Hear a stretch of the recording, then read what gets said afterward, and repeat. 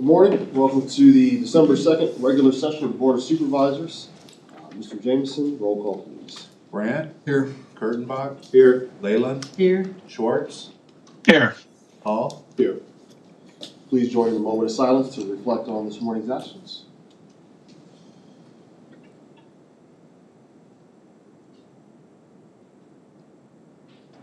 Please stand if you're able to join for the Pledge of Allegiance.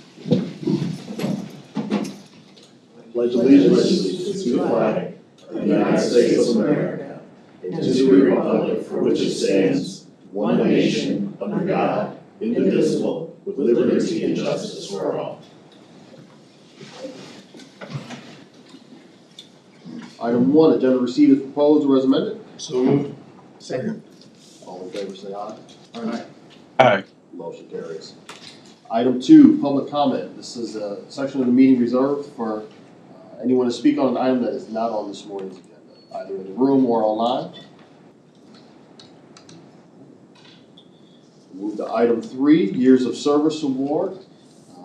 This is to employees with 20 or more years of service. Mr. Jameson. We have one today, Lisa Collum with 30 years in the county attorney's office. Is Lisa here?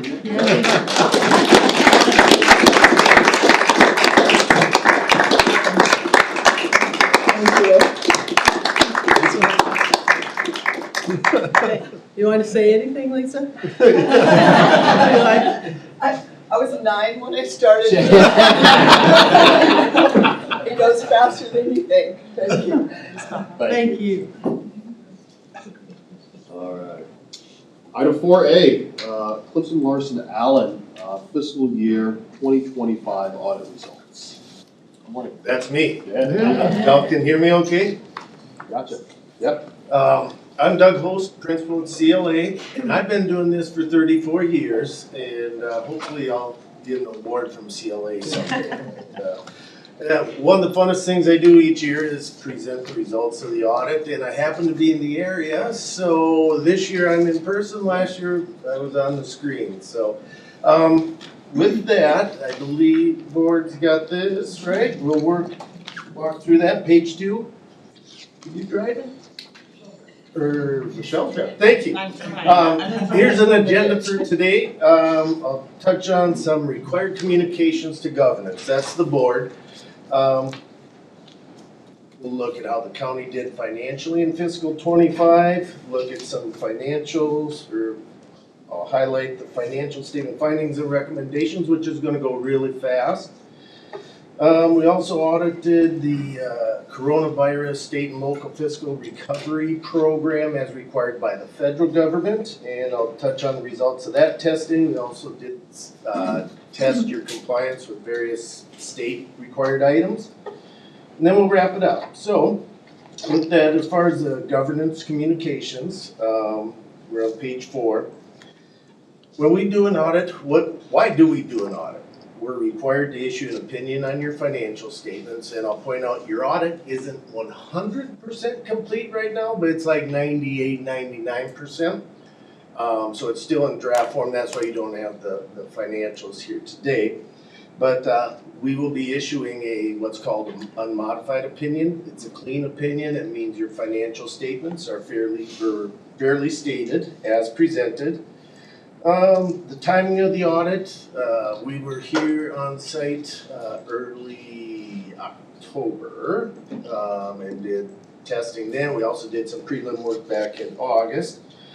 But just so you know, the staff, I don't know how many hours they put into preparing for the audit. And this year, it felt like they were ready earlier than last year, and ultimately we're on track to issue your report even earlier this year than last year, which was earlier than the year before. So that's a great trend, and I want to thank Michelle and everybody that we bug when we're doing the audit to get us our stuff so we can do our testing. 'Cause as much as I love doing all that audit work, I'm sure staff don't have that same passion for getting ready for the audit.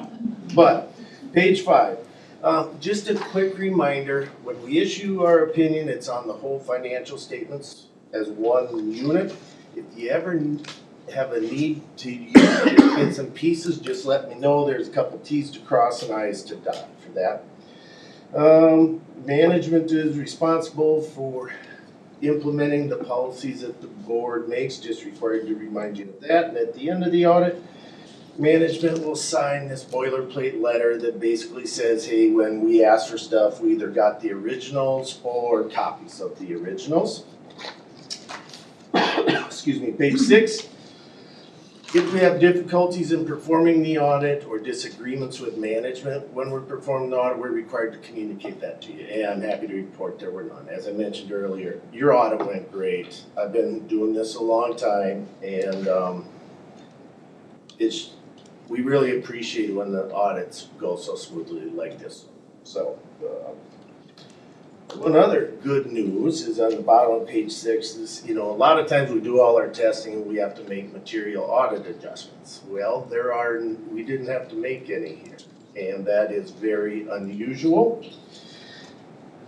I've been doing this 34 years, I do about 40 audits a year, and I think in all those years and all those audits, there's only been about 24 or 25 where we haven't had any material audit adjustments in all those years and all those audits. So definitely a thumbs up to staff. Any questions on that stuff? All right, then let's go to page 8. There isn't really much on here. It's like your annual financial report. There's a lot of stuff in there. And this is just a bit of a summary of the different components of it. So page 9, we'll look at the draft numbers, but I truly don't anticipate any of these changing. For the year, the general funds fund balance was down about 3.2 million. There was some unique expenditures in fiscal 25. I think a couple of the bigger expenditures that needed to be reported were for the jail security system, and the Axon body cameras was like about 1.5 million of the expenditures. Not that that all went out, but it had to be reported as such. So, rural services, its fund balance was up about 600,000 for the year. Secondary roads up about 500,000. And at the bottom of this chart, you'll see the components of the fund balances for each fund. And the general fund in total's got 42 million, and about 27 of that is unassigned. But there are strings attached to all those other dollars. And the fund balance in rural services and secondary roads, that's all restricted too, so that it needs to be used for specific purposes. Can't really use it or transfer it out for other reasons. Page 10, the debt service fund. As part of the audit, we verified that the county made all the debt payments according to the repayment schedules, and for the year, the debt service fund's fund balance was down about 1.5 million. Capital project funds fund balance did increase 5.7 million. County issued 5 million of bonds in 25, and a lot of that's unspent at year end. There's about 5 million of the fund balance in capital projects that's restricted for specific purposes related to bond proceeds. The American Rescue Program Fund, I mentioned we had to audit the expenditures for the single audit, and this fund does not have any fund balance by design. When you spend the money, you get to recognize the revenues. Should be 1 year left on that, I think. About? Maybe a little more. Maybe a little more, maybe a year and a half. And then the county has a number of what's the accounting standards called non-major, and they just get all lumped together. For the year, its fund balance was up 1.5 million. So roll the whole county together, the governmental funds, fund balance was up about 3.6 million. Which is a little over 4% increase. So, page 11, this is just a slide that supports all those non-major fund balances. The biggest piece is in the local option sales tax fund, certainly. And then the opioid abatement fund are the two largest non-major governmental funds, and just lists out each of those non-major funds. Excuse me. Slide 12, the county has 2 enterprise funds that it reports, the rural sewer and rural water. Certainly a lot smaller activity compared to the county's general fund, but for the year, Rural sewer fund balance was down about 115,000. Rural water, a really small fund, was up about 21,000 for the year. These two funds' net position, fund balance, are certainly strong as you finished fiscal '25. Page 13. Over the years, the county has invested a lot into various capital assets, roads, buildings, equipment, vehicles. And at the end of fiscal '25, the net book value after depreciation, there's still 136 million of net book value for the governmental funds. And the enterprise funds still have a little over 1 million of undepreciated value. So a lot of investment in capital assets by Blackhawk County. Page 14.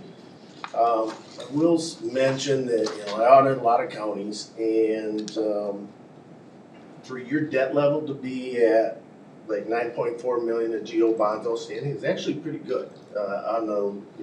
It was on a scale compared to the other counties, certainly similar size, you would be on the low end for that. So even with issuing the capital notes in '25, it's still on the lower end compared to other counties. So for the year, the general obligation bonds outstanding was down about 2.9 million.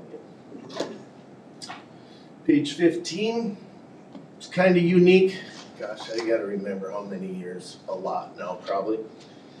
But the Governmental Accounting Standards Board requires counties to include two sets of financial statements. One on the old traditional model of financial reporting and one on a full accrual, more like using regular business accounting. And this slide just highlights the differences. Your funds, when we talk about fund balance, they don't report capital assets, they don't report debt, they don't have these funky things called deferred inflows and outflows. It doesn't report the pension or other post-employment benefit items. There's also some unavailable revenues that doesn't flow into fund balance, and it also doesn't account for the internal service fund. So there's just a little reconciliation from the fund level financials to the government-wide. Page 16 looks at the county's total fund balance by fund and calculates the percentage of expenditures in total fund balance. Now, those previous slides showed a lot of these funds, all the fund balance is restricted, so it's not really available to be spent on whatever you want. There's strings attached to it. So the GFOA and various national organizations, state agencies recommend a minimum or no less than 3 to 5 months of expenditures, right? Each of your funds is above that recommended minimum, so you definitely have a strong fund balance in the applicable funds. I just want to note that this includes the restricted money, so you can't just use those dollars for whatever you want. There's restrictions by state statutes or bond documents or grant agreements, so just know that. Page 17 just looks at the general fund, which is the county's main operating fund, unassigned fund balance. Now this is what you have available and have some discretion over.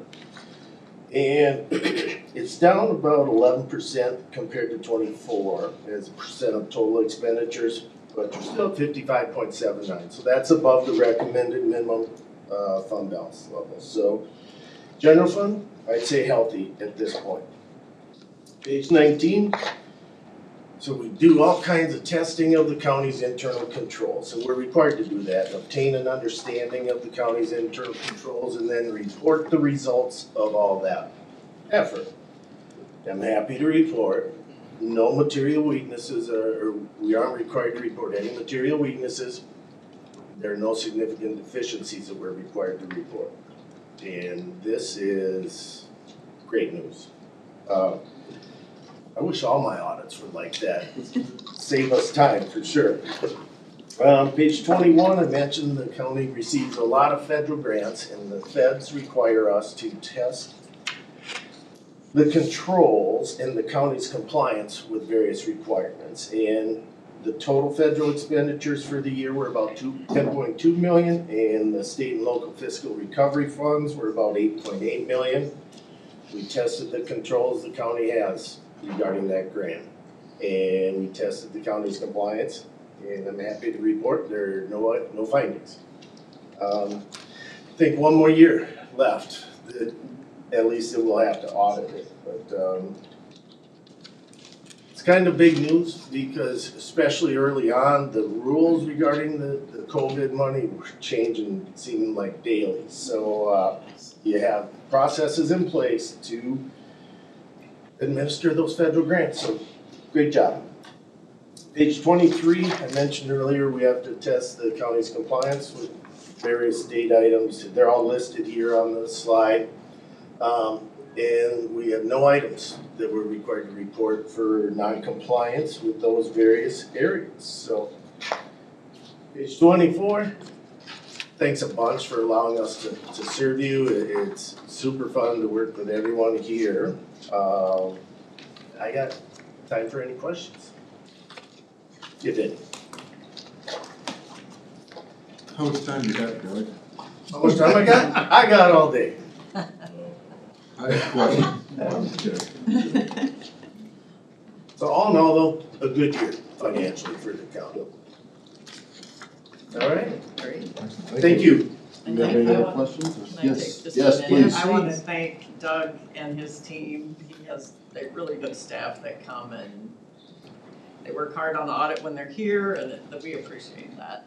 And I also would really like to thank all of our accounting team, but especially Billy's here. I don't know if Jen is stuck in the room. Billy Heth in the treasurer's office does a lot of heavy lifting with the audit. Also Jen Todd in the auditor's office. And then we also have Allison in engineering and Todd at health. There's a lot of people that do a lot of work to pull this together, and I appreciate all their efforts, and I just wanted to take the opportunity to say that. Well, we appreciate all yours as well, Michelle, and I was just saying thank you, Doug. I mean, it's a great report, and I thank you for it, but thank the staff. I say, when he talks about the speed and the weaknesses and then not having them and things to report, that's very commendable of our staff, so thank you. Absolutely. Doug, how long before you think we'll be totally wrapped up with it then? January? I think, oh no, it'll be done by the end of this month. Okay. I talked to Michelle beforehand, and our goal is to get into our quality review by this Friday, so then that maybe takes a week, so. Okay. Wouldn't it be a great Christmas present if we were done and issued before the holiday? Yeah. That's our goal. Okay, thank you. You bet, thank you. Next up, National Cow Congress Fair results from 2025.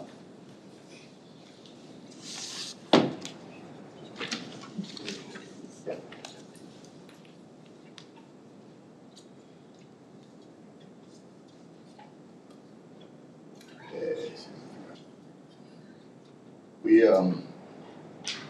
want to, first of all, thank you for your contribution to our marketing for our fair.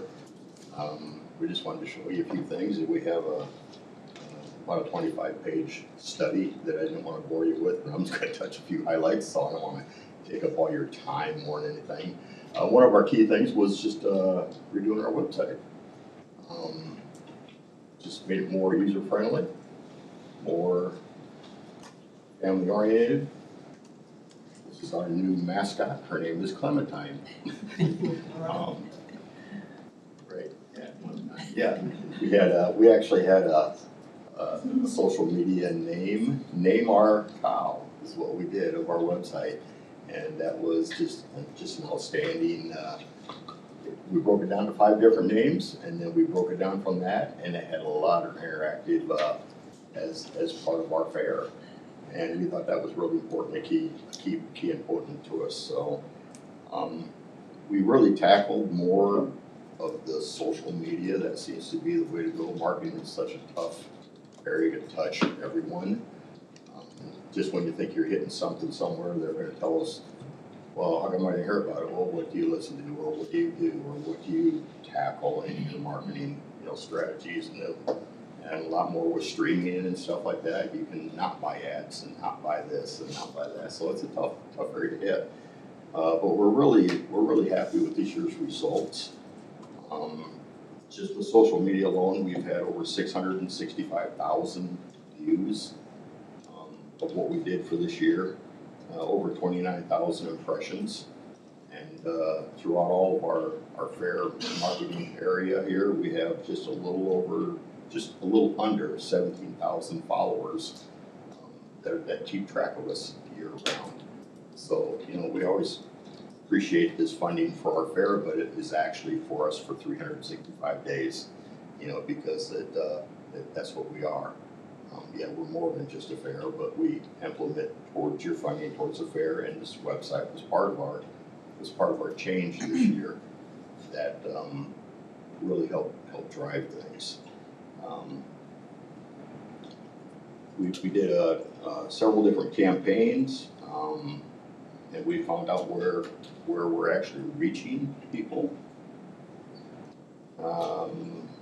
We go out as far as Rochester, Minnesota, over to Wisconsin, just east of Sioux Falls, Sioux City, Iowa, and as far down as just south of Des Moines. So we do hit a pretty big area that reaches out, and impressions come to our fair and actually travel and stay in our community. And that's important to us too. It's not just the people. Yes, our biggest followers or biggest attendees are from the Waterloo Cedar Falls area. But we're seeing them from all the different cities to around us, plus outside the state, which those people are staying in our community for that entire week. That's what we really appreciate. So when it comes to attendance numbers, we incorporate the entire operation as attendances and we're just shy of, or just a little over 60,000 this year that attended our fair. But that includes people that are there to help operate the fair, to help put it on, because they're actually being a big part of our community during that week as well. They're staying in hotels, they're going to restaurants, off fair times, they're buying gasoline and spending dollars in our community. And that's what we're about. So, and I'd be happy to send you this report. I didn't get a chance to get it to you guys, but I'm happy to send it to you and show you all the different breakdowns of where we reach and how far we go, and we're seeing some positive things. So, and we can't do it without you. So, It'd be great. How did the numbers, you said the 60,000, how's that compared to some of the? it was down. We had some bad weather that kind of really held us off this year, and if we could talk to the forecast people and say we're talking about rain, and then we'll be just fine. But as every event, as just last weekend, we saw what happened there for the downtown area too here. So that's one thing you cannot control. So we just make the best of it and move forward with that. So it was down a few thousand from a year ago, but we're pretty steady and we're pretty happy with our new campaign. Any other questions or?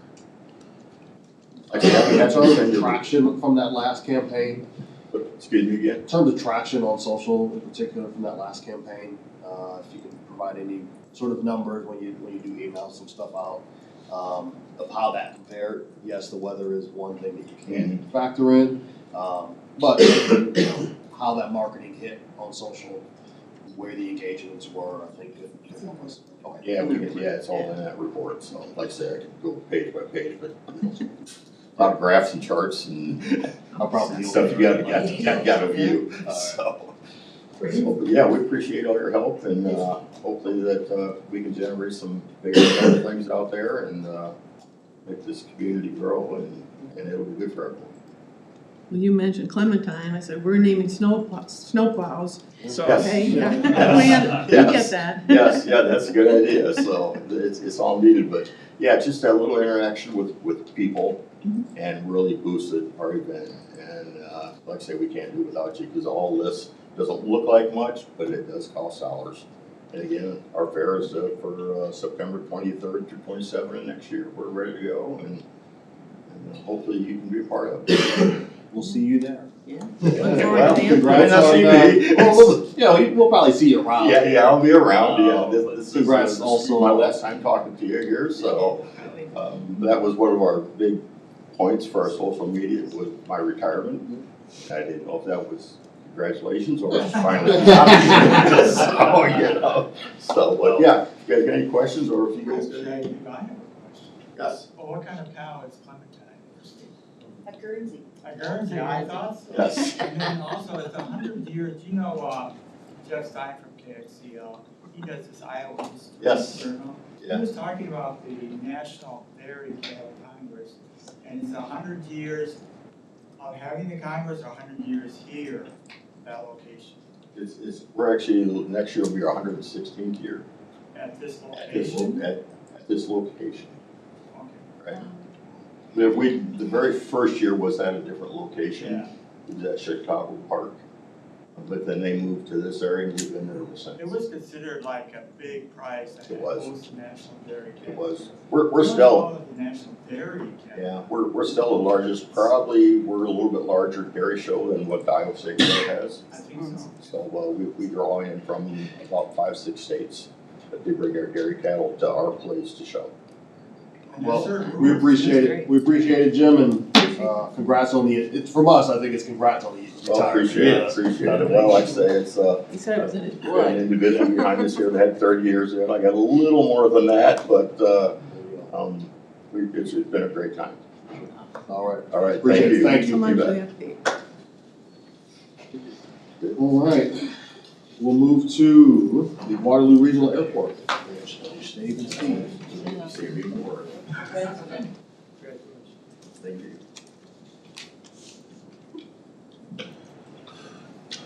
Good morning. I'm David Deeds. I'm current chair of the Waterloo Regional Airport Board. I'm joined here by Stephen Kiergaard, who is coming up on 2 years as our airport director for the Waterloo Regional Airport. We're going to talk a little bit, just give you an update on the airport and what's been going on at the airport. Now, our focus today is going to be on the public-facing part of the airport, which is commercial air service, but I think it's always good to remind us that there are a lot of aspects to the airport. The airport is a potential engine for economic development. We also have we serve the GA, or general aviation community, both those that are based at the airport and those that come in from other places. Corporate aviation, some based at the airport, others that come in, visit local locations, and then leave again to the next. The Iowa Air National Guard has a base at the airport. We have a fixed base operator, Livingston Aviation, that provides various services to aircraft and others either at the airport or those that are coming to the airport. For example, UNI's charters for when the sport teams travel, those land and operate through the airport at FBO. And our focus today, as I said, will be on passenger aviation element, the public-facing side of the airport. But there are a lot of things that go on at the airport. So we want to talk a little bit more about the fact that Waterloo Airport is our airport. And when I say our, I mean Black Hawk County's airport, the Cedar Valley's airport. And the airport is close, it's quick, and it's connected. And we're going to talk a little bit about that today. Talking about our airport, one of the things, as an economic development tool, our goal is to grow the passenger air service at the airport. Stephen and I are both actively engaged in communications with air service development consultants. We meet when the opportunities arise and at our requests often or at conferences for air service development, trying to bring additional interest for additional air service at our airport. We're currently served by American Airlines, which happens to be the largest airline in the world. A lot of people don't realize that, but we're served by 2 flights a day on a 65-seat regional jet aircraft. Now, a little side note, that's the largest aircraft to provide scheduled service. Now, the airport can handle larger aircraft than that, but to provide scheduled service, that's the largest aircraft to serve Waterloo Regional Airport since the mid-90s. So we've had some good additional capacity there. Talking about airports, sometimes I think it's important for us to remember that our time has value as individuals. Sometimes we don't assign enough value to our time. And a couple of things is just, I'm not going to read you the whole list here, but if I happen to live at First in Magnolia in Cedar Falls, I'm 9 minutes from my first flight.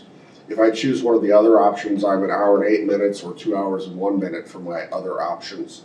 That's one way. So if someone flies into one of the other options and says, hey, can you pick me up? They're asking you, if it's the second option, the farther option, they're asking you to commit half of your day to go in there and picking them up and coming them back, bringing them back. Now, even if they're just driving, that's still 2 hours each way that they've added to their trip. Let's start our trips here in our community.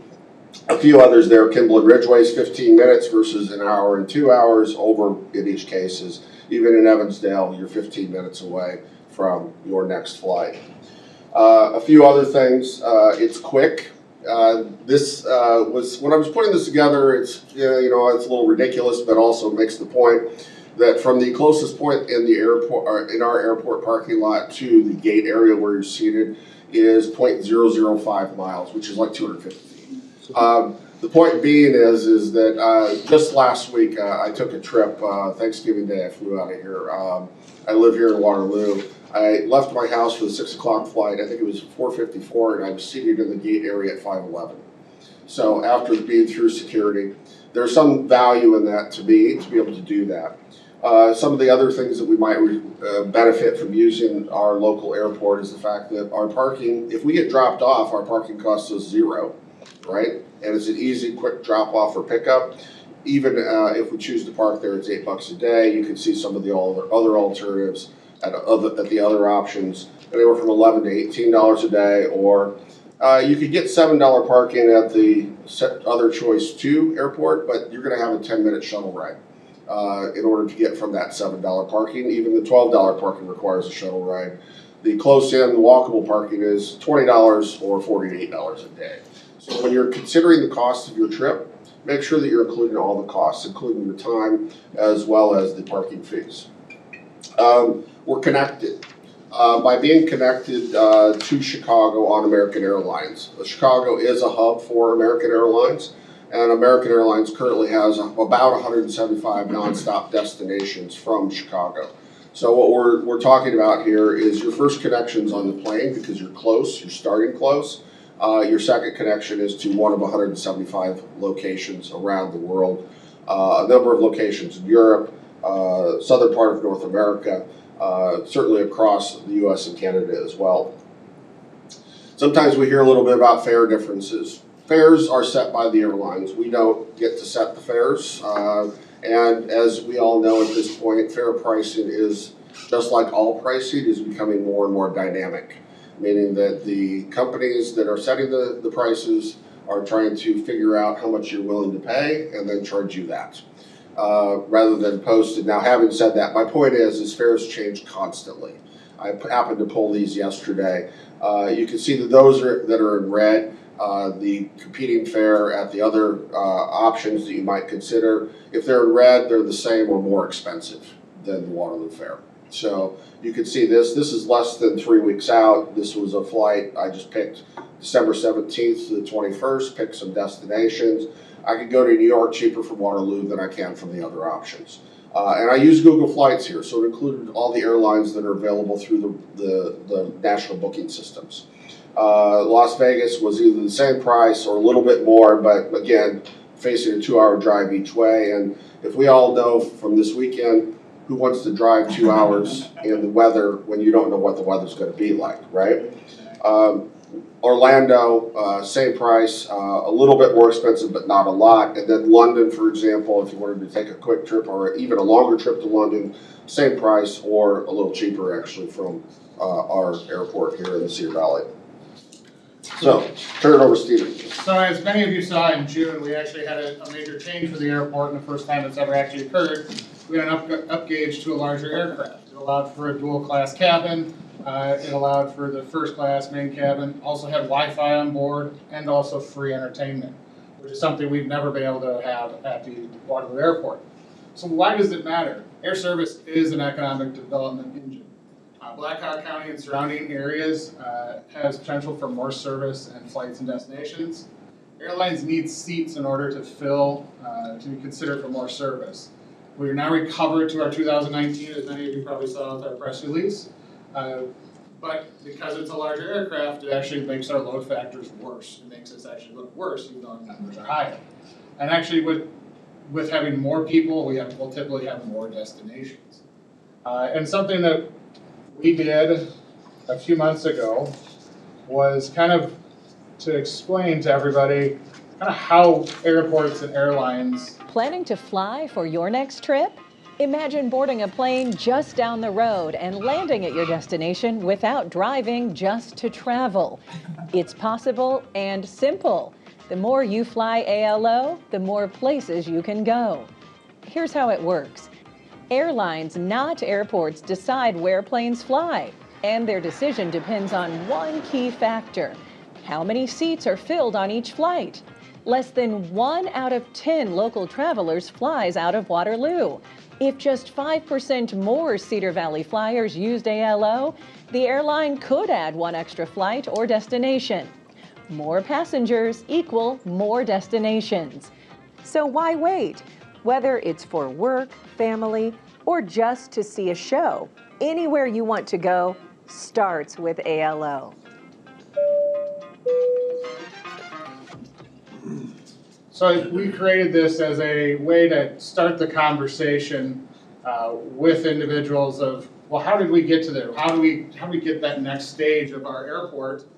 How do we make that to be the goal? And the big thing is we need passengers and we need to continue to grow the services. And so that's why we have that and we wanted to share that with you. Are there any other questions for us? Steve, I do have one. It's about 6 weeks ago, I gave you a call and asked about the TSA. Yep. Is there any chance or any news on that? Thank you for bringing that up. We were going to talk about that too. We actually have a February 10th through the 13th. The airport will be hosting a pre-check event.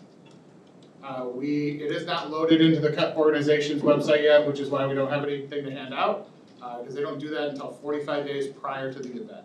Once we hit that deadline, we'll start sharing it with the airport social media, we'll share it with the county, and share it with the city as well, Waterloo and Cedar Falls. That's huge. Yes, and we're hoping if we have a very positive response, they're actually planning to probably do it at least twice a year, potentially every quarter. But they have 300 spaces, you pre-register, you can also walk up, just making sure you have your required IDs and things like that to perform the inspection that they have to do for it. Great, thank you. Good. Go ahead, you have something, I'll go wait till the end. I was just gonna ask you, in reference to, I guess hurdles or barriers, having another, are we limited to only having American, or why not have one more? What's preventing us from having one more? So we can have another flight option, say it was a less than daily service. Our issue is because we're an essential air service airport, American is paid by the federal government, and we cannot have more than daily service, like a Delta coming in with a Minneapolis connection, because the federal government would say that we're no longer going to fund American flights, which could result in us losing all air service, as what happened when Delta pulled out of here 20 years ago. Yeah, I think one thing to remember here is while our airport was always eligible for essential air service, which is a federal program that was set up in deregulation in the late 70s to encourage or to make sure that communities that had air service before deregulation kept air service. Our airport actually had enough activity prior to 2012 that we weren't essential air service, and at some point our goal is to not be essential air service again, so that we have more than just the American carrier at this point. As Stephen said, Delta exited 24 upper Midwest markets in 2012. We were one of them. Delta basically said, we don't really, could use stronger language than this, but we really don't care about markets like yours, and decided to exit. Now, we keep in contact with Delta, we keep in contact with United.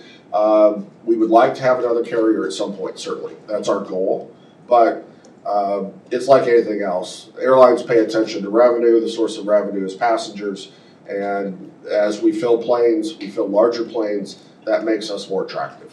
So we've got our work to do as a community first, which is to use the opportunities, the seats that we have here, and fill those seats so we can get their attention.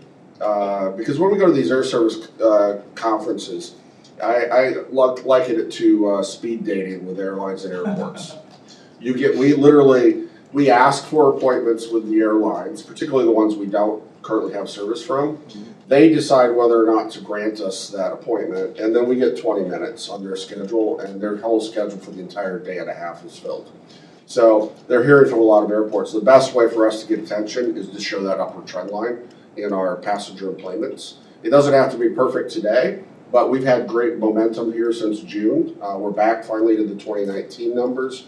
We need to go on past that, if you will, so that we can continue that narrative. Now, our best, most likely next candidate, if we can arrange it, is a less than daily service. Somebody like Breeze, for example, or a Velo, something like that.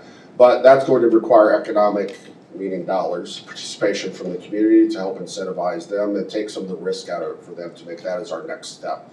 For now, our first priority is fill the planes that American has, try to build connections to other airports that American serves. But again, this is we have to play the long game here.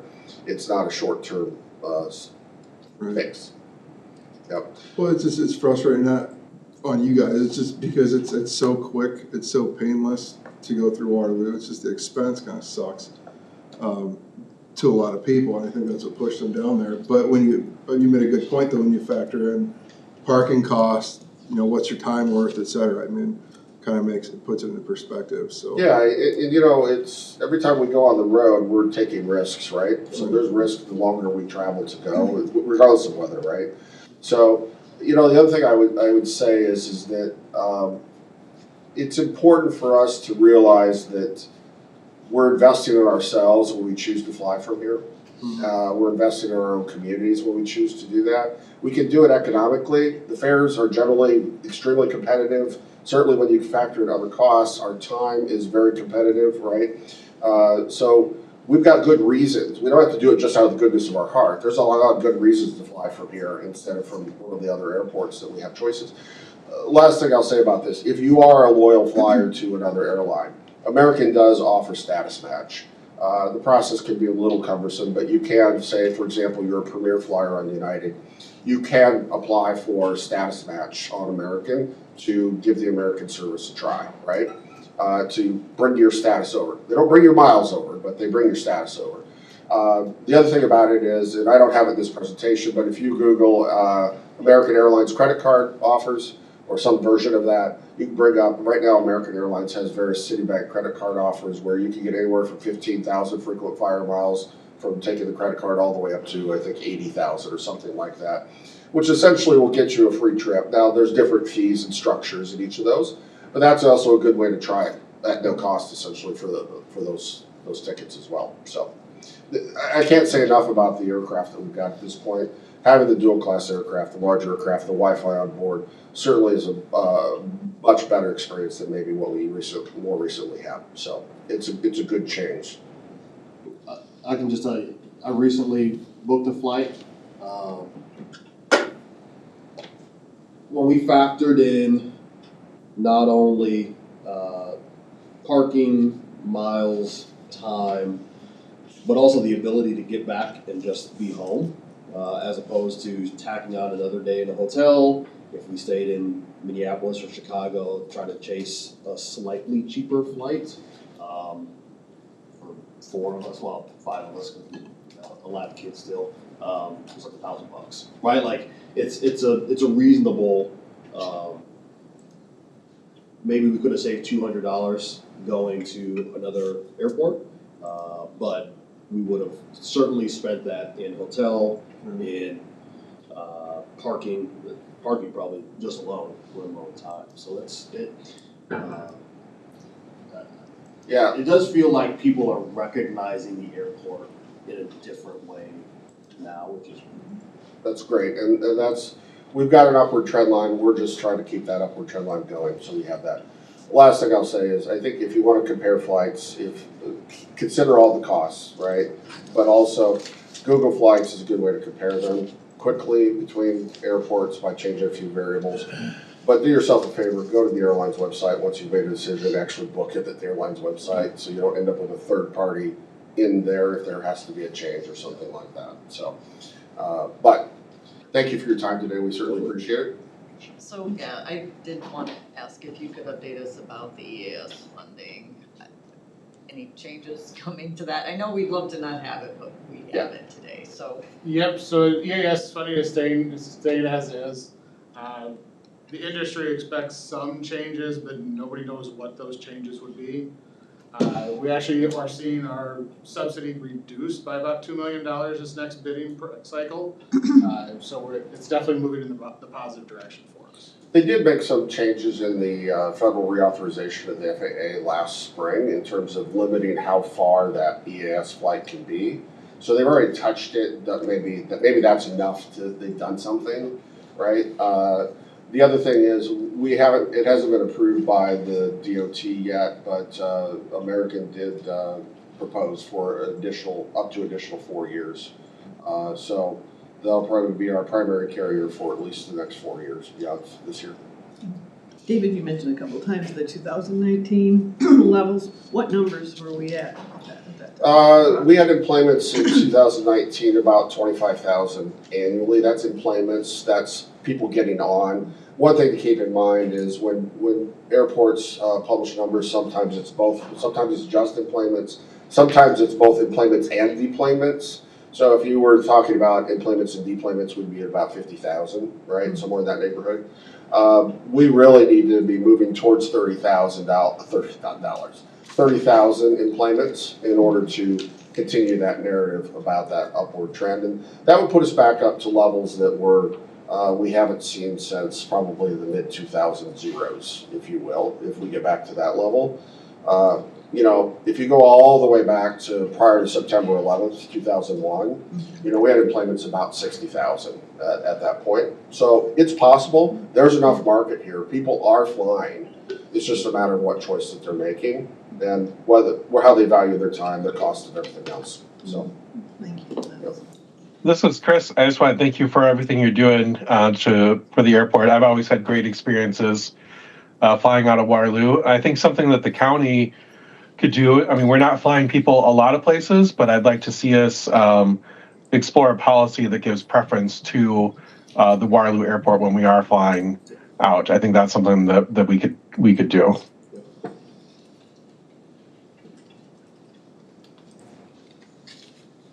Very good. Thank you all. We'll move to department highlights for 2025. We'll start with General Assistance and Colleen.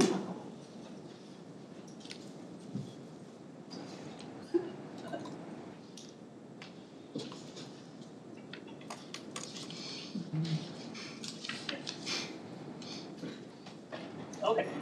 Good morning, Colleen, General Assistance. First, I just want to thank the board for their support of the General Assistance Program. It's just a super program within Blackhawk County that assists a lot of individuals that a lot of people don't even realize how many people it assists. I've continued to enjoy all the Blackhawk County branding. Everywhere you look, it just, something stands out. So I want to thank Gabby for that because I appreciate that every single day. Our biggest accomplishment day to day is to make life a little more bearable for clients that are requesting assistance. I take most pride in the partnerships that we have with the 3 agencies, Eastside Ministerial Alliance, Jesse Cosby, and Operation Threshold. We are in our 22nd year of the collaboration, which I think is just outstanding. Usually partnerships don't go on that long, so I'm pretty proud of that. They're a huge piece of the puzzle in the distribution of all the rent and utility funds that we do, and they're part of every accomplishment for General Assistance. The lady in the light blue in the front, I'm going to be talking about her a little bit later. Her name's Phyllis from Eastside Ministerial Alliance. If I refer to Eastside Ministerial Alliance as EMA, it's not emergency management, but I just get used to saying that, so just in case I say that later on. On average, among the 3 agencies, they have 5 to 6 employees that deal with the distribution of the funds that I work closely with every day. So I can't say enough about what they do because their traffic is just nonstop. Their phones never stop ringing. Biggest hurdle and accomplishment for the agencies in 2025 was between July and September. Operation Threshold ran out of every single fund that was available except for the county funds. So the only intakes that they were doing along with EMA and Jesse Cosby were with county funds, so they were really appreciated at that time. We were doing about 80 intakes a week for about 3 months, and Michelle can attest that planes were flying through, and we made it, but that was definitely a busy time. I worked very hard at establishing and maintaining relationships with all the agencies, hospitals, landlords, utility companies, and funeral homes within Blackhawk County. Building these relationships goes a long ways and able to figure out how to get assistance for somebody in a timely manner. And what we do is much more than just assist clients with basic needs. A lot of people think that we're just throwing money at people. We're doing a lot more than that. The information and referral piece is just as important as being able to pay something for a client. The food stamp crisis due to the government shutdown was really just starting to impact our program before the food stamps were reinstated. We saw approximately 5 to 6 brand new households per day starting in about the second week of November. That was mainly due to the fact that households were having to make the decision to buy food or pay their rent. So I was really thankful that we were even able to step in and help some of those households.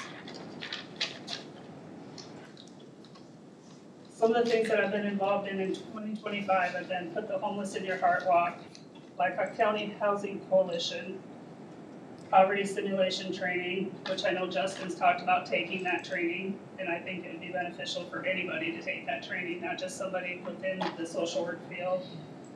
Emergency Food and Shelter Board, strategic planning, homeless coordinating board meetings and the point in time survey, advancing together in the Cedar Valley, UAW informational meetings, which there were a lot of because of the John Deere layoffs, so it was nice for us to be present.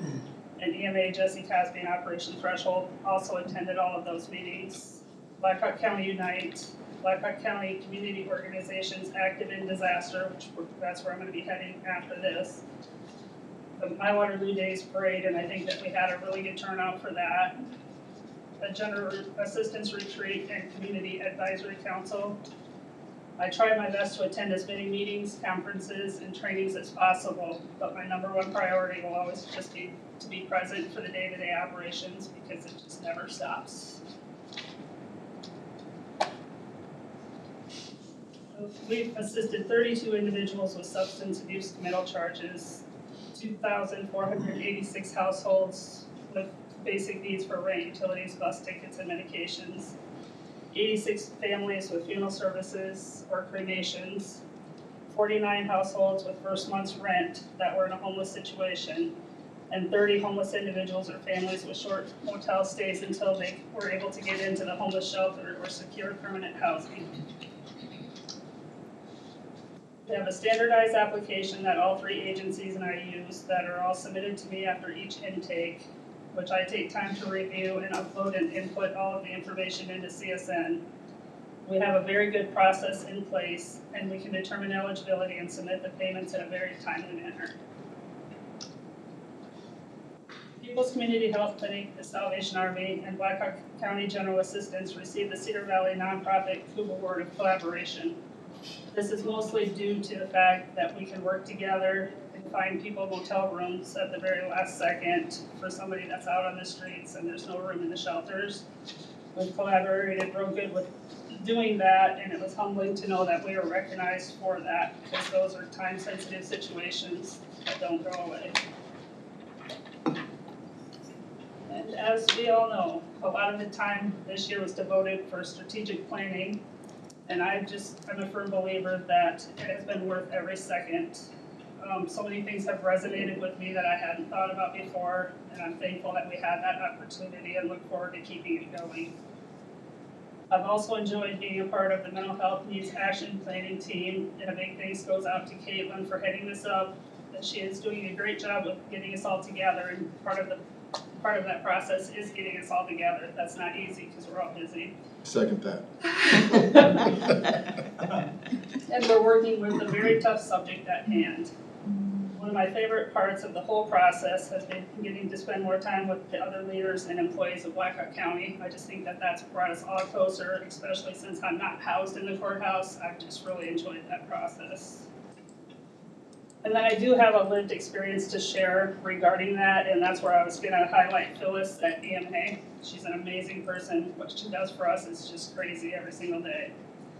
But a gentleman recently passed away, and a testimony was written and found in his things. In 2008, he had lost his job in California through Bank of America at age 54.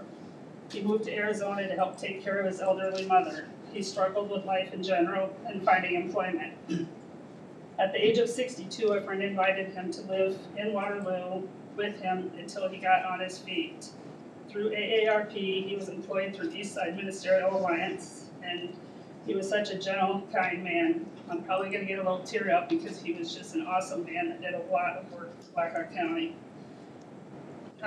Once he had retired from Eastside Ministerial Alliance a couple years ago, and EMA stayed in close contact with him. Once they heard of his passing, Phyllis got with AARP and Renaissance Park Apartments where he lived and held a small memorial service. There were about 10 or 15 of us that attended his service, including a couple small businesses in downtown Waterloo that he'd pop in to visit. Within his testimony, he stated that Arizona was his native homeland, California was his adopted homeland, and that it took 62 years, but Waterloo was his home. And I give a lot of credit to AARP for getting him the job at EMA, and it just shows that you don't have to have a connection with a lot of people, but if you have the right people, it took him to where he had a place where he could live, work, and succeed. So I'm just really proud of that. Core values, I'll just give you a small example of each core value and the way we are working to better that each day. Collaboration. This is the most important aspect of what keeps the ball rolling within our program. We coordinate with so many agencies and give the clients the assistance and services they need. Service, we provide short-term emergency assistance to eligible households. Innovation, we are constantly trying to come up with ways to streamline and simplify the process. Efficiency, all case files for GA are within CSN. I can access all information with the click of a button. Accountability, fair and consistent eligibility determination for clients. Transparency, clear program information is provided and easily accessible. Financial responsibility, we try to provide clear definitions of our program to clients requesting assistance. Just want to give a huge shout out to Michelle. She's always there when I have any questions about the budget or anything GA related, so thank you. All the core values are things we have always strived to be successful at and will continue to do with every person we interact with.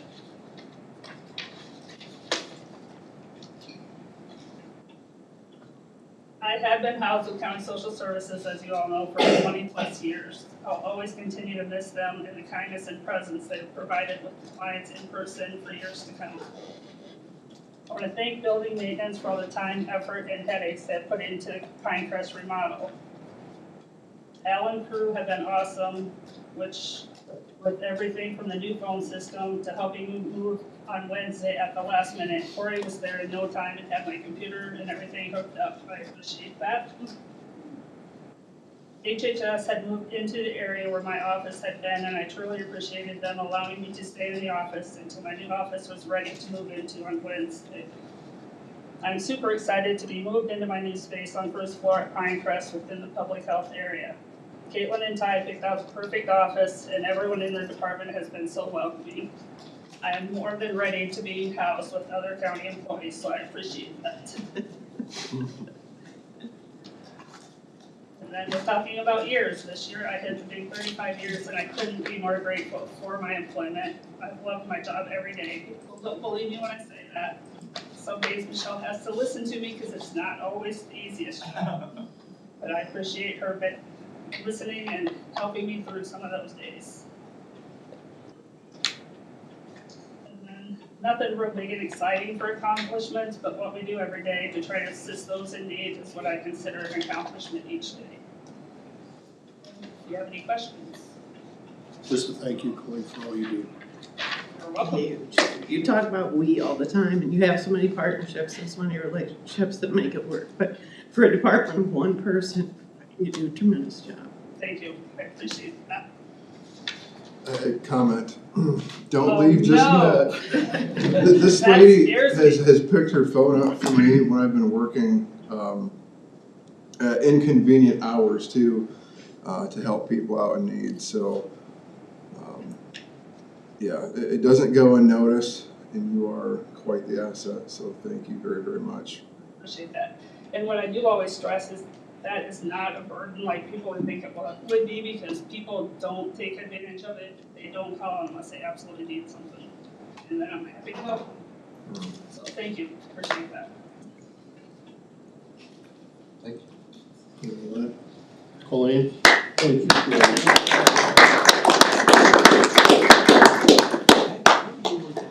I don't want to follow that. Is there a question?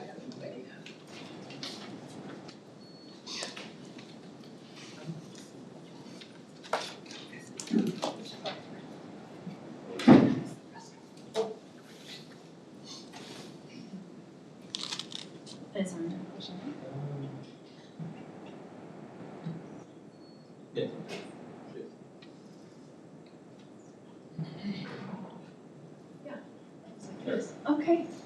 Good morning, Gabby DeWitt, marketing coordinator. Oh, she's gone. She has a meeting. I have worked with Colleen for so long, and I understand what she means about being a department of one and being, but it taking a group. And so a lot of the accomplishments that I'm going to talk about today are not just mine, but for sure all of the people that help with the marketing that we do here in Blackhawk County. So for my review, I'm going to be hitting quickly on strategic planning, accessibility, the certified public communicator certification that I'm a part of, some department support, and just a little bit of data.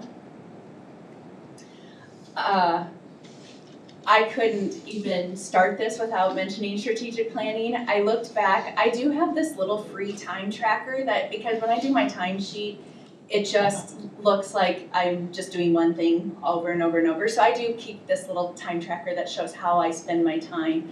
And at the beginning of strategic planning, we were asked what we could donate, and I don't have a budget much to speak of. So I said I could donate time. And so in this past year, it's been 14% of my time that has been gone to the meetings, of course, but the rollout of the GAPN, the focus groups, internal and external rollout, the beginning of the action planning, and now some of the signage updates. And I've never been a part of strategic planning from beginning to end. So and it doesn't end, right? We're just going to keep going and going. But to really be there from the beginning and be part of the planning process, I've really appreciated it. And it's really given me some good learning opportunities for what's to come now with the strategic plan for the communications part of what I'm doing. So I've really enjoyed that.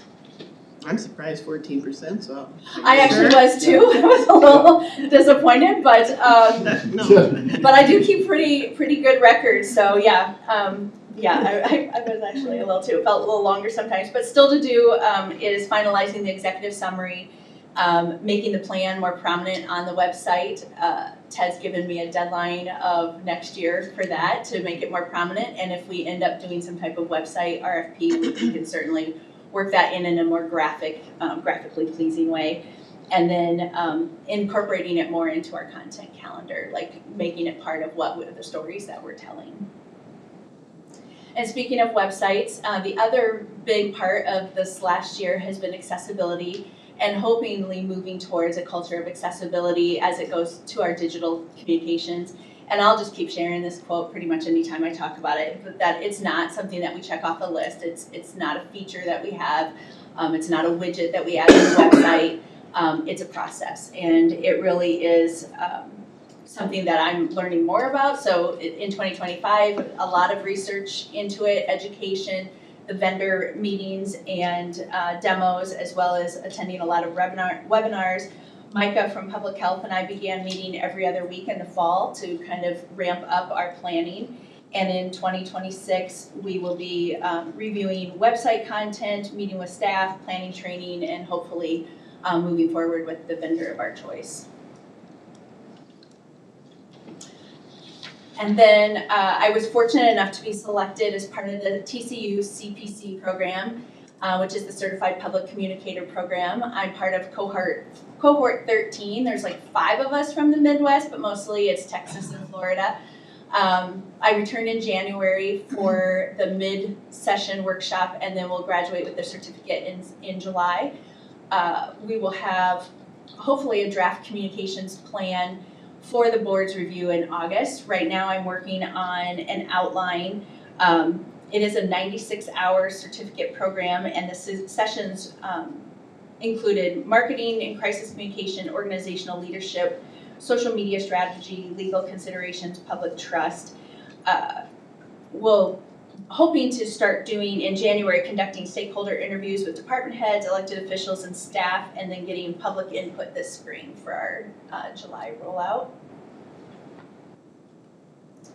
And then I wanted to share some information because we talked about a website RFP, and then we pulled back and decided we wanted to work more focused on our accessibility first. But since last report, I showed a website snapshot last year. Our total users have increased by 20%, our new users increased by 22%, and the total number of sessions increased by 7%. And I'm no math wizard, but I was like, well, how is that possible? So I did reach out to Civic Plus, and it means that each user is having approximately 1.7 sessions. So they're coming back for more information, and but it's just great to see that people are coming to our website looking for the information. One thing that I found was interesting is our top traffic sources. So that means how do they get to us? That actually went down the organic search. They're not searching for us, they're typing in the website. So the direct percentage went up by about 6-7%, and the organic search went down, and the other numbers are the same. So people are just typing in Blackhawk County, whatever, and getting to it. So that was exciting. And then these are the top 6 pages, and I also found it interesting that the search page on our website, it was the number 3 page. And the top searches are property taxes, marriage license, birth certificates, motor vehicle title, and real estate mapping. But they're also going directly to the pages that they know they need, so assessor and recorder and treasurer as well. Are you able to differentiate between desktop and mobile? Yes, so that's what that is. But on those top pages? Oh, So I could check. just thinking from the mobile side, I can anticipate where search, because it's a little easier on the desktop. Mm-hmm. The mobile version of our site is a little tougher. Sure, And so sure. I can see where search, that would be the reason that search is so high. Oh, okay. Yeah, I can look and see. I'm not sure about that. And then another update, this time last year, I was standing in front of you about to launch the video project, with CGI. It's a 3-year agreement. We got 7 videos produced with this company for free. They went around and solicited sponsorships from organizations for that. And so those videos live on the homepage of our website. When people click on them there, it takes you to a website hosted by CGI, and that's where you see the sponsorships of the businesses. So from their data that they shared with me, that website, the videos have had over 2,000 views. 821 logo clicks means on the businesses that sponsored it. And then some of the businesses also did like a little commercial to go with it, and 122 business views of that. And then of those 2,000 views of the videos, that's what the pie chart is. So the welcome video was viewed the most, and then tourism and quality of life were both like in the upper 200s. Parks and Rec and Economic Development, lower 200s, and then community orgs at 185, and veterans at 178. The difference is on Facebook, we organically put all of those videos also on Facebook and YouTube. On Facebook, quality of life got the highest views at 17,000, and on YouTube, tourism had the highest views at 177. So they are really great videos. They've stood up at least for this year, and it's not anything that you're cringing like, oh, that's not the same, although Veterans Office would have been nice. But they have been really well received, and we've seen the number of sponsorships from businesses go up as well. And then the we part, when Colleen was talking about the we as a department of one, there's no way that could do the department support without finding out what departments are doing and what communication we can highlight. And so these are just a few things. We were kicking off the snow plow last year around this time, and this year we're doing the same. We'll have public voting open December 8th.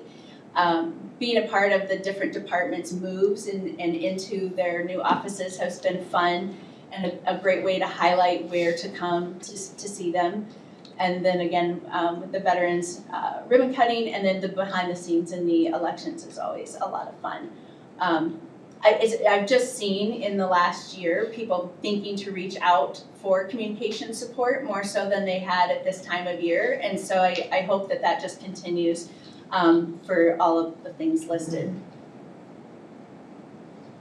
And then Colleen mentioned the parades. We did 2 parades this year and had great participation across the departments and a real sense that people want to do more of that. So hopefully we can kind of formalize that type of participation and continue to get people out. But we did go to the My Waterloo Days Parade and then also the Dunkerton Parade this year.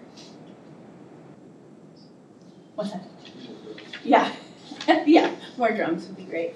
For social media, this was probably my area where when I amped up on strategic planning work, maybe some of my content planning suffered in relation. However, like I said, there are so many people in different areas that help with social media. So when I report these numbers, some of it is my work, but a lot of it represents the people who also run the other pages. There's 12 Facebook pages for Black Hawk County, and this includes emergency management and the new dispatch page. And then Sheriff and Public Health also have their own pages, and I don't have access to their analytics. So the analytics that I'm sharing are just based on the 8 pages that I have access to their analytics. We also have Instagram, Twitter or X, YouTube, and LinkedIn. So I'm not going to bore you with numbers a lot, but I thought these were worth highlighting. I think I stood here last year and told Linda I was going to double our followers in a year. That didn't happen. The only one that saw a really huge boost in followers is Mindy at Emergency Management, but that's because her page got locked out and she had to start a new page. So she's 100% higher than she was last year. But Black Hawk County did have the largest growth at 16% in their followers. Elections, roads, conservation, and Hartman all increased at approximately 8%. And Hartman Reserve has the greatest number of followers at over 8,400. Hartman is also the winner in the reach. Their Facebook page had a reach of over 834,000 this year, and conservation was next at 621,000. And the teams at both conservation and Hartman just do a really great job of coming up with fun and engaging content, so they do a really good job there. The link clicks, elections Facebook page had the most link clicks. So a lot of times they say that, if you put a link, Micah and I have been talking about this over the years, if you put a link with your Facebook post, does it bury it in the algorithm? Do they make you not want to click it because it might take you out of Facebook and then you might not return? But we've seen really good responses when we do put links because the information people need is right there for them to find. But they did have 3,200 link clicks, and I will say most of that comes in the last quarter because, elections. But they are going to find the information that they need. And then interactions. Most of the interactions on our 8 Facebook pages that I had access to, the interactions have gone down. So even though the reach maybe is going up and our followers are going up, people just tend to scroll. They don't always like, they don't always engage.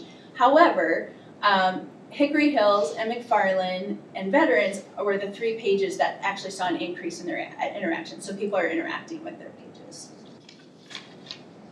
And then some goals for 2026. Like I said, getting input on communications from internal and external stakeholders, finalizing the communications plan, and like Ted says, not putting it on a top shelf, but using it. Implementing the plan towards accessibility compliance, and then continuing with these website improvements so that we have a website that people continue to look for the information that they need on all of our county services. Can I answer any questions? Oh, I'm going to do this. Back to stop sharing. Any questions? Okay. Great, thank you. All right, thank you. Thank you, Gabby. Yep.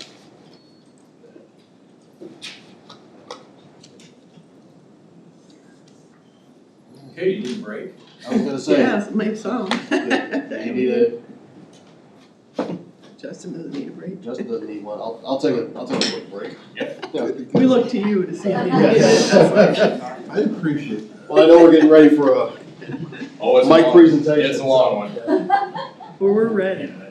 I have a question for you. It's like cool down, Yeah. sweating. Yeah, I bet you are, because yeah, this is like, these last two, this Use week the arrow. and last week are the two warmest I can remember ever here. Really? Yeah, it's never this What warm. county So- is Hickory? You just can't dress for either outside. No, Well, no. you have to dress for either or, there's no balance. That's No. got insulated. And you probably just go out like that, don't you? Yeah. Yeah. Well, actually, probably. Who, if you're at Hickory Hills and your kid accidentally, whatever, do you call Toledo or do you Tama call? County. Yeah. Why do you call Tama County? We go through Tama County for the most part, closer, No, it's not. it's quicker. No, it's not. That's, when we But how have many people a know sheriff's that? department How was response. that, I mean, why was that set up? Because Tama County just didn't have the money to develop that. Yeah, site. mostly, yep, when that came up and the state wanted that to be developed, they didn't have the ability to do it. And so we took it over. So you have to call this guy or the sheriff? No, Tama County takes care of just about all of our, calls to service. And the advisor then will also come out there, that's the closest thing. And we get support from Blackhawk County Why? if needed. Why not Yep. next year? But no, they, everything. Tama County even doesn't allow us to take our garbage truck in I there, know, pick out it's garbage. Really? Yeah, all the records has to go to. You know, And I didn't want to respond, but he had some questions yesterday, and I just thought before I forgot. Yep. You know what you want to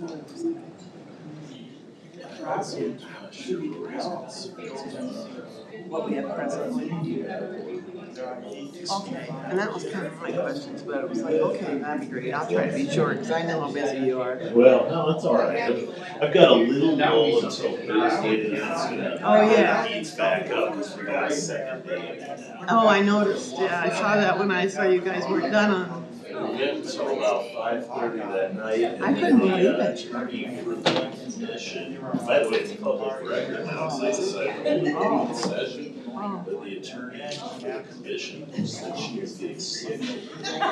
Oh, so you didn't And continue. so we had to end it for her. I We were wondered. gonna go to 10 at night. Oh, I wondered, I thought there must have been something come up.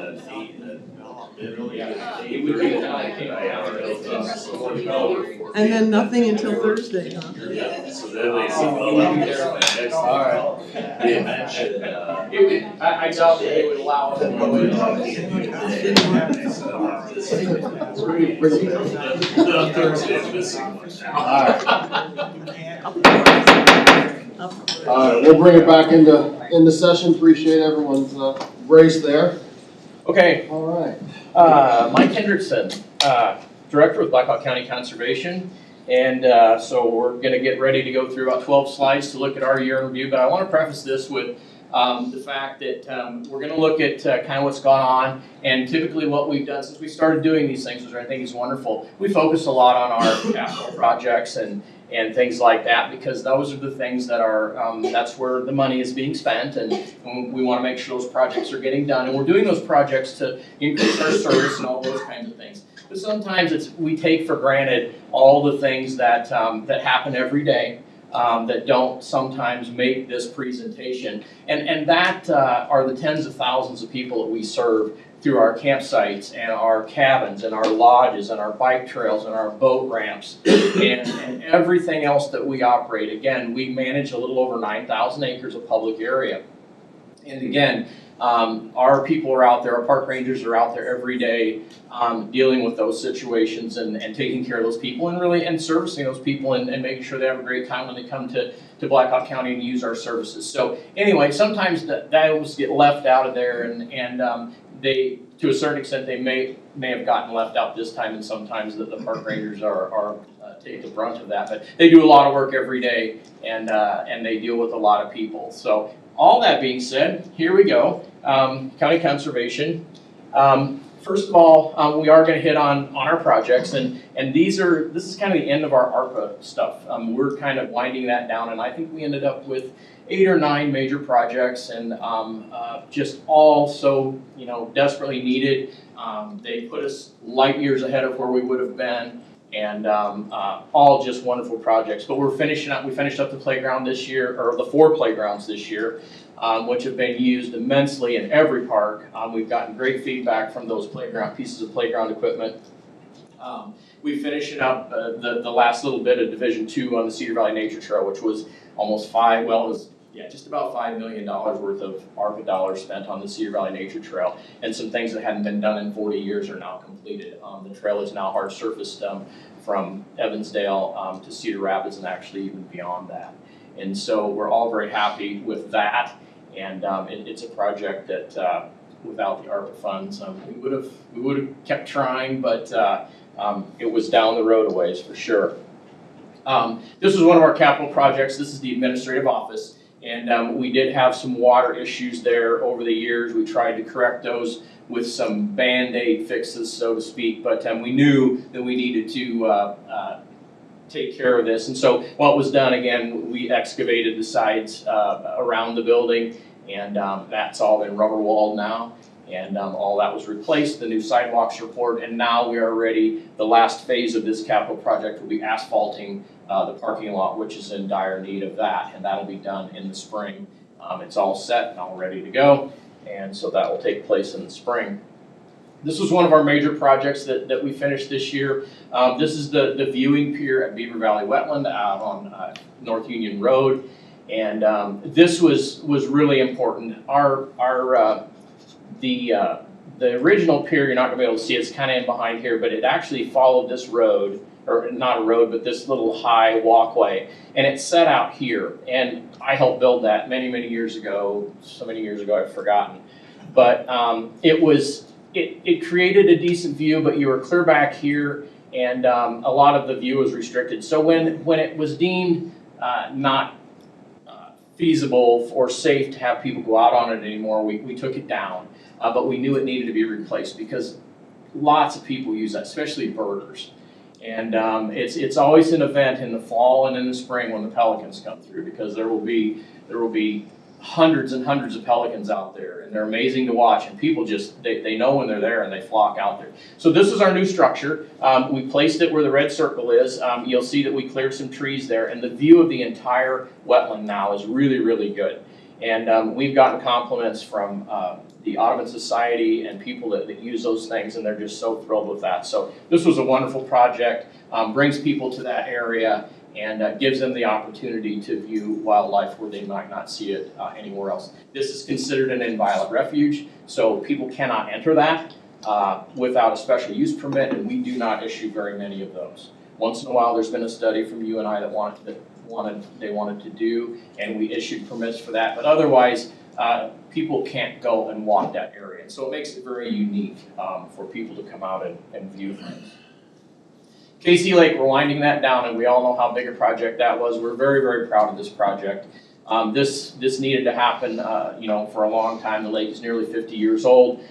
Sediment had taken, a lot of the volume from that lake. About a third of that lake was, we lost the volume from that.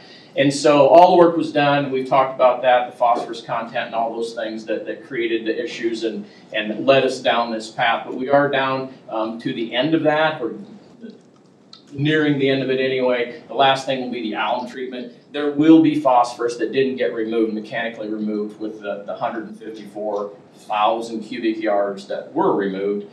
There's always some left. They have taken core samples. As of November the 11th, core samples have been taken from that lake. They'll analyze those core samples, and they'll decide how much alum treatment needs to take place in that lake to go ahead, and the alum attaches to the phosphorus and then makes it, then plants can't use it. And therefore it is forever locked in down on the bottom of the lake. It can't be used anymore. And so that's the final phase of this, and we're waiting for calculations to see how much of the lake they're gonna have to treat, and how much they're gonna have to use. But that's very common with any lake restoration, that has to go on. The ribbon cutting, which we thought we might do this fall and decided against it, it was just, there were still a lot of construction scars that will be healed up by spring, and we really wanted this to look nice. From the stone terrace to the fishing nodes to the docks and everything that we put in there, this thing is absolutely gorgeous. And I think, Gabby talked about Hickory Hills, really getting a lot more attention, and a lot of it is because it was down for a couple of years there, and the word is out now that the water's back, and the fish are growing, and this place is gonna get stormed, and it'll start this spring, or this next spring for sure. So we're thrilled with that. The ribbon cutting event will be coming in the spring, and we're going to have a fun time with that, so. These are the docks for Casey Lake. Much needed. It needs to be mentioned that the only boat ramp that we had at Casey Lake was on the east end of the lake, down by the dam. When fishing was good, that parking lot got filled very quickly, and there was almost no room for anyone to even come in with another boat, turn around, and be able to get their boat in and get back out. So when we did the restoration, we planned to put another boat ramp and dock on the west end. The west end is down by the Archer Shelter, which has a very large parking lot. So we have alleviated that problem.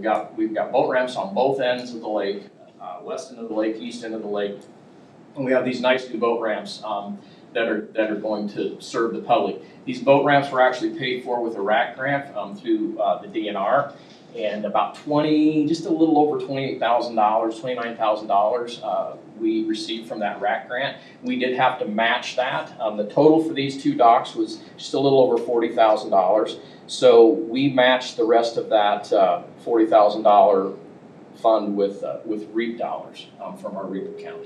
And so those docks were all funded that way, which was really important. The other thing that I think is going to be just crazy popular is our fishing dock. There are a couple of these around Cedar Falls, Waterloo.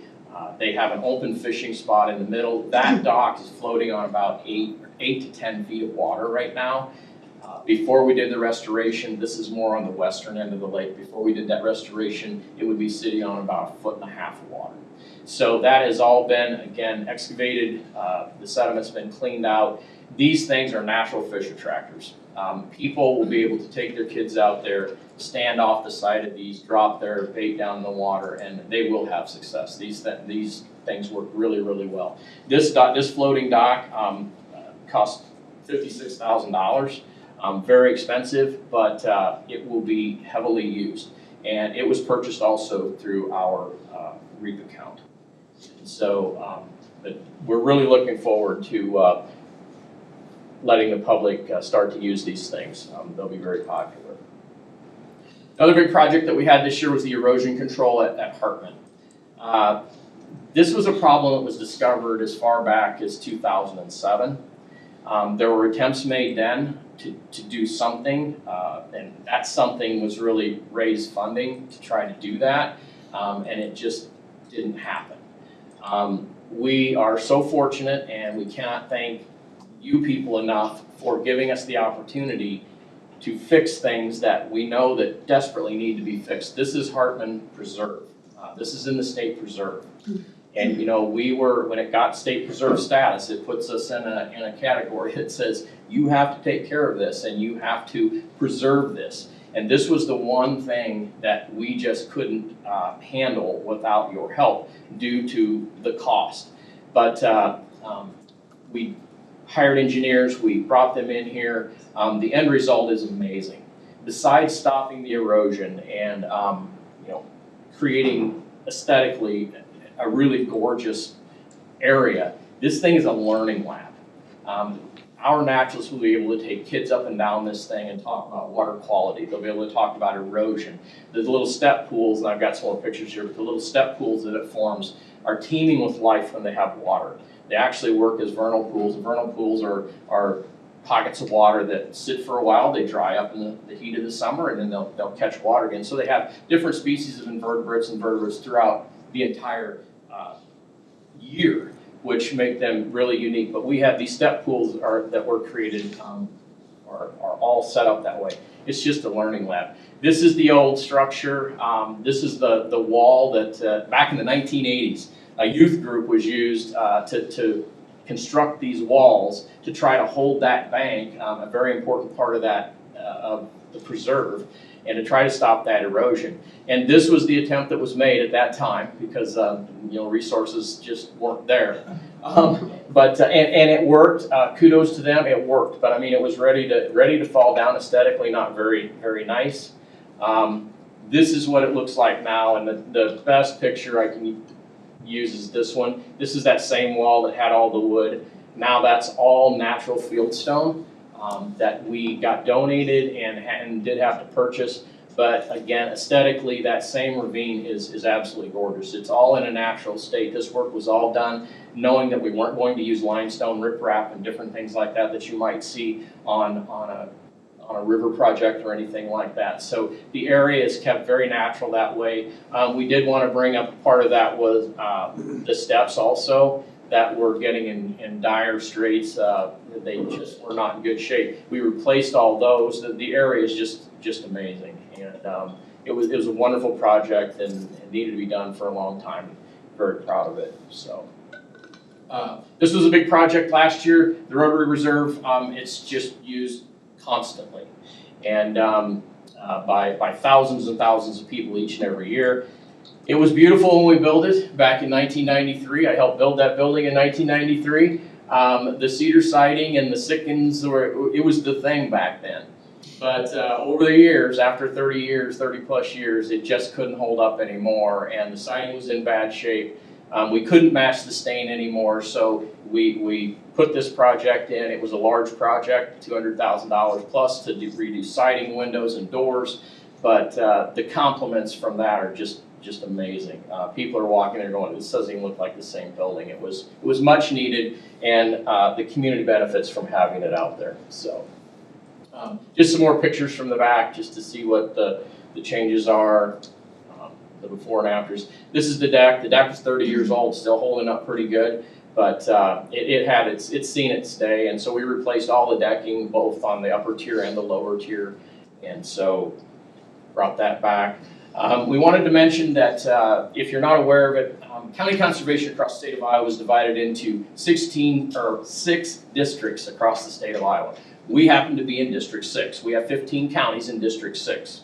And about every 7 years, something like that, we're on schedule and we're entrusted with hosting one of our 2 District 6 meetings. And so ours is coming up on the 17th, so we'll be hosting 15 counties. It's up to us to put a program together. Our program for this year, our agenda is basically going to be drones and conservation. Drones are affecting every part of our lives these days, and conservation is no exception. We've been working with Derek. He's done a lot for us with the drone that the county has, that the engineer's office has, and he's going to be doing a presentation. We're going to be showing the lake restoration as they sit there. We're going to fly it during the event, and then we've got Eric McCone, who is he has an ag service. He has the big drones.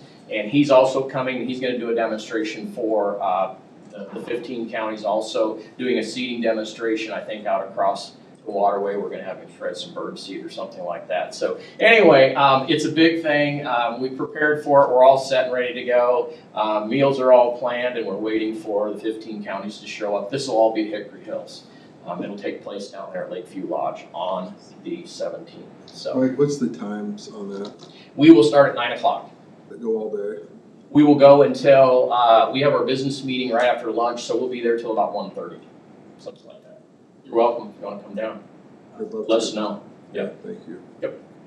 Our natural resources, these guys are always out there chasing everything, trying to help the public. Our landowner assistance program is growing each and every year. We've actually put out a new brochure. We've updated that and the whole thing. But you can see the numbers. Maybe the biggest number is the 252 acres of prairie that we've established. A lot of that is on private ground, which is a win for all of us. We've only got, out of that 9,000 plus acres that we manage, a lot of it's river bottom timber, and you can't establish prairie and river bottom timber. We don't have a lot of upland, but a lot of private landowners do, and when they come forward, we help them establish those prairies, and we help them for a couple of years to keep those going. So this is some of the work that our wildlife staff has been doing, and it does encompass a lot of everybody else. When we go burn, when it shows 180 acres, we're bringing park rangers, we're bringing naturalists from Hartman, we're bringing our whole crew out there to run those burns, and they go off really, really well, so a lot there. And of course, our nature center, they do so much in this community, and they're so well known across the state of Iowa, if not the Midwest, but the numbers sort of speak to themselves. You know, K through 12, almost 9,000 kids went through their programming last year. 27 summer camps and almost 700 participants there. The kids, the teachers in the communities know, in Blackhawk County they know, and outside of Blackhawk County, we do a lot of schools from Bremer County and Butler County and Tama County, and we do a lot of schools from around the area. We do have adult and senior programs, and these things are just wildly popular. Our Memory Cafe is just amazing to watch what our staff can do with these people and the smiles on their faces and those kinds of things. So again, they continue to be creative, add to these programs and these projects, and Blackhawk County residents respond. They show up. These are the public programs that the staff at Hartman put on throughout the season. Some of them located out in parks in Waterloo and Cedar Falls. A lot of them took place at Hartman, obviously, but we're moving ourselves out into the community for those that can't get to Hartman, and we're developing programs, and we're going to continue to do that, and that's been very, very popular also. Their Winter Wonderland, 'tis the season, that's ready to roll. I know they're decorating the building. It's always gorgeous, and the Winter Wonderland will be kicking off the season. And then, of course, this little guy has grown into a monster, and I think this is year 5 or year 6, something like that. Boy, we were ready, folks. We were ready until Saturday, Friday and Saturday, and it threw a major wrench into what we're going to do. But we've organized, the Army's going tomorrow, and we're going down there. We're going to have to dig things out, because there are displays that we can't even find. And but tomorrow we hope to get that taken care of.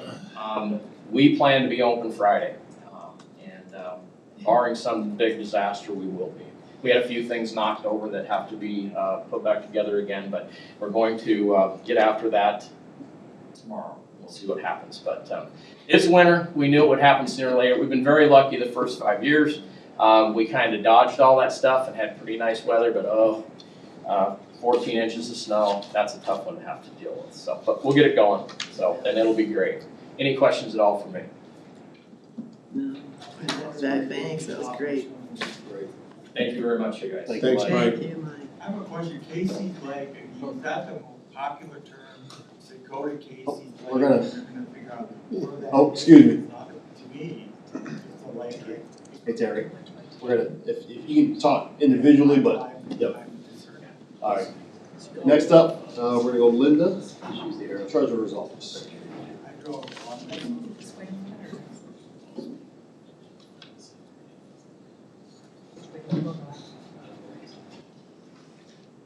Good morning, Board. Linda Hinsman, Treasurer. It's kind of tough to follow Mike because I definitely do not have any of that. In fact, we're kind of boring compared to all of that. So I guess I would say in January, let's back this up. Good morning. We've been asked to reflect on our office accomplishments or changes for 2025. So many things have come to mind.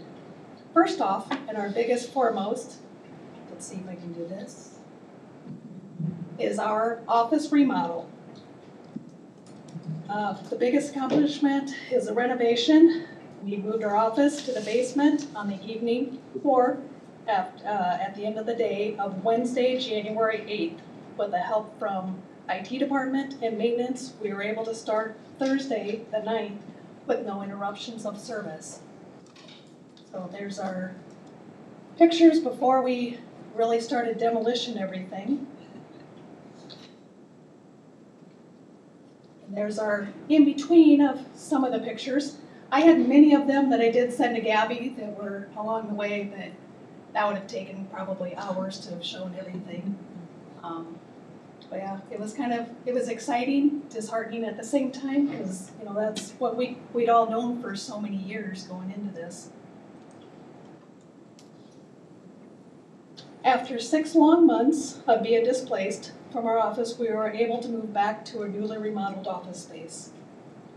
We moved back on the evening of Monday, July 14th, and once again, with so much help, we were able to provide service with no interruptions the following day. Once again, I have to thank IT, maintenance, just support from everyone that stepped up to help us with the moving and the setup and, you know, getting us back up and going. I should also thank the public for being patient at the same time, since we were displaced. The exciting thing with all of this is after 6 long months, most of us in our office, we still speak to each other. Okay, we do all speak to each other.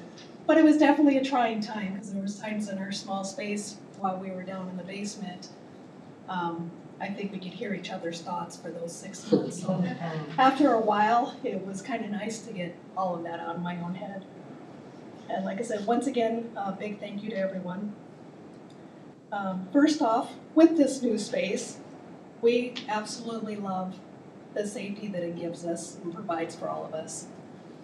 In all of the years that I have been with the Treasurer's Office, it's exciting coming in and badging in to get in. It's exciting not having wobble walls for safety.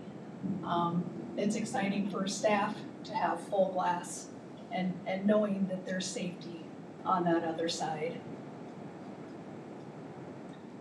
We also enjoy the sunshine with the way that the remodel went.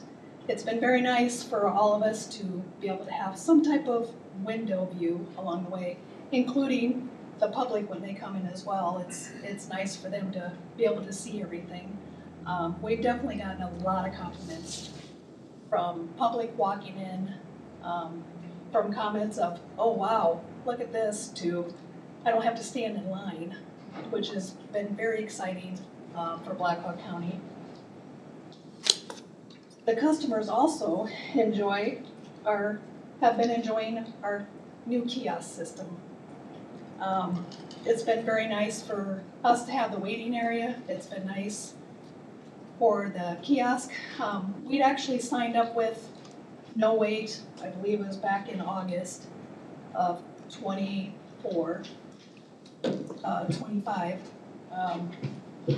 Once we hit January and we moved down to our temporary space, that's when we basically started with the kiosk system. Was very helpful.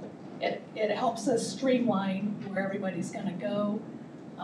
It also helps us on our end. We always knew we helped a lot of people, but when you actually are able to look at a report and see from each day or week or month or whatever it is, just how many people walk through our office space within that timeline has been very exciting. We also had started out, when we started No Wait, we started with our dealers. So we implemented it, bringing it in, getting them used to, instead of just walking in, we got them used to going online to be able to sign up for their appointments, and then when they get to us and they let us know that they're in the building or in the office, and then from there we're able to move them ahead of everyone else at that point since they scheduled, and get them in and effectively, efficiently help them.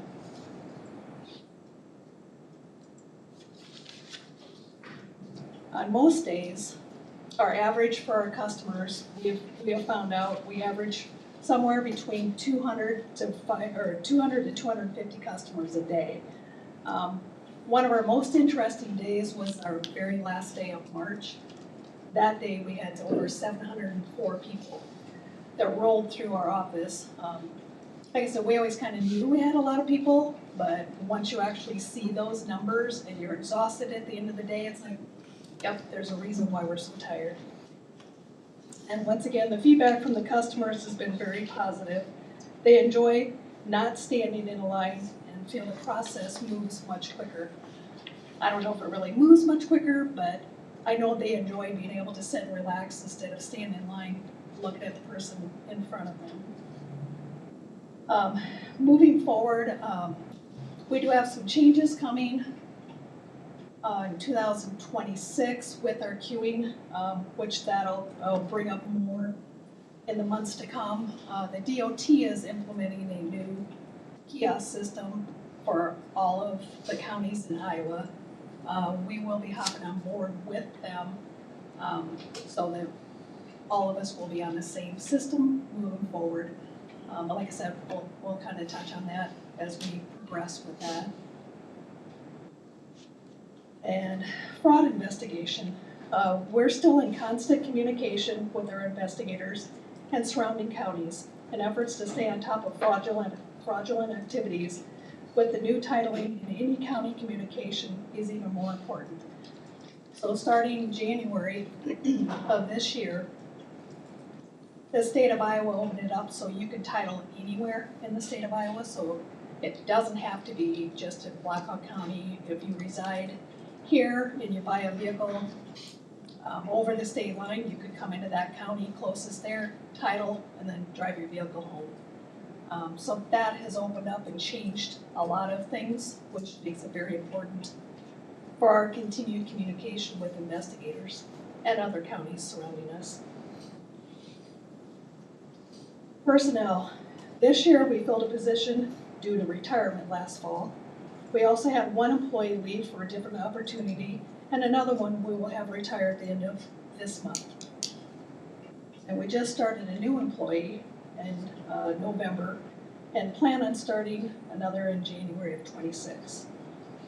So it's kind of nice to know that some of our positions are kind of starting to fill up or stay filled up, and movement's been a lot less, which has been very nice.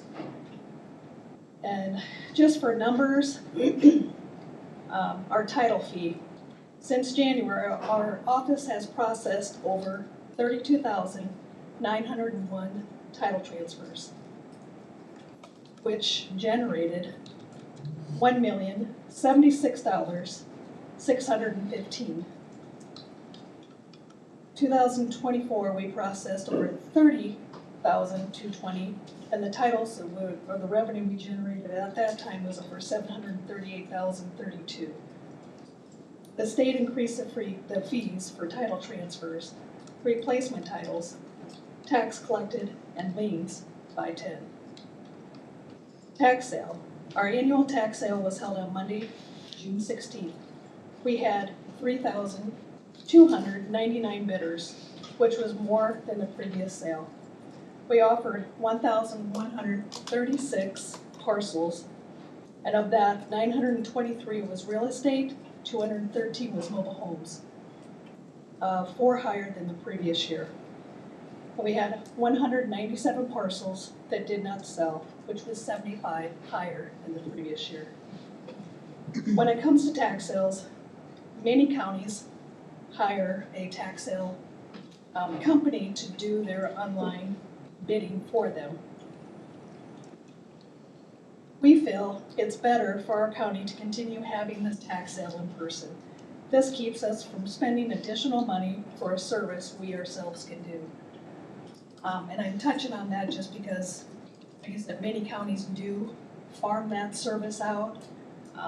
So far, we've been holding firm that we want to continue holding that within Blackhawk County. I feel that it keeps us kind of keeping a closer eye on what's going on with our county parcels, and communicating with more of the private buyers and such. But like I said, once again, that also keeps our monies and revenues here as well instead of farming that out. Just for other facts, our statements. On July 29th, our vendor mailed out our property tax statements. This is the earliest that they've ever been mailed. We mailed out over a total of 70,138, which included 68,405 real estate and 1,733 mobile homes. delinquent notices were mailed out on November 3rd. We processed the mail 3,339 property tax reminders / delinquent notices, which was 78 higher than our previous year. Our low-income credits, we currently have 440 real estate and 26 that qualify for mobile homes, which that means that we've got the lower individuals or household incomes that fall underneath a certain guideline. That's kind of been remaining somewhat the same with what we have been seeing. 2025 has been full of movement, excitement with the remodel, and we look forward to 2026. And our office would not run the way it runs without everyone that's on the team. So that's all I have. And do you have any questions? The one question I was just thinking about when you have when people come into your office and there's usually someone that waits and helps them with the kiosk. Yes. Is that something you plan to continue? It seems that works well, but I didn't know if you were ever. I would eventually I would love to have that body back. Yeah. So I'm hoping that as we continue to train the public of what it is, and I've been continuing to try to simplify the kiosk system. Right now, there's too many questions that it asks you, and I would love for it to be scaled down so you just walk in and it basically tells you what you need. This new program coming up actually does more of that. Like I said, I'm just hoping that we can customize it a little bit better, so eventually we can pull that body back and utilize that body for more other services.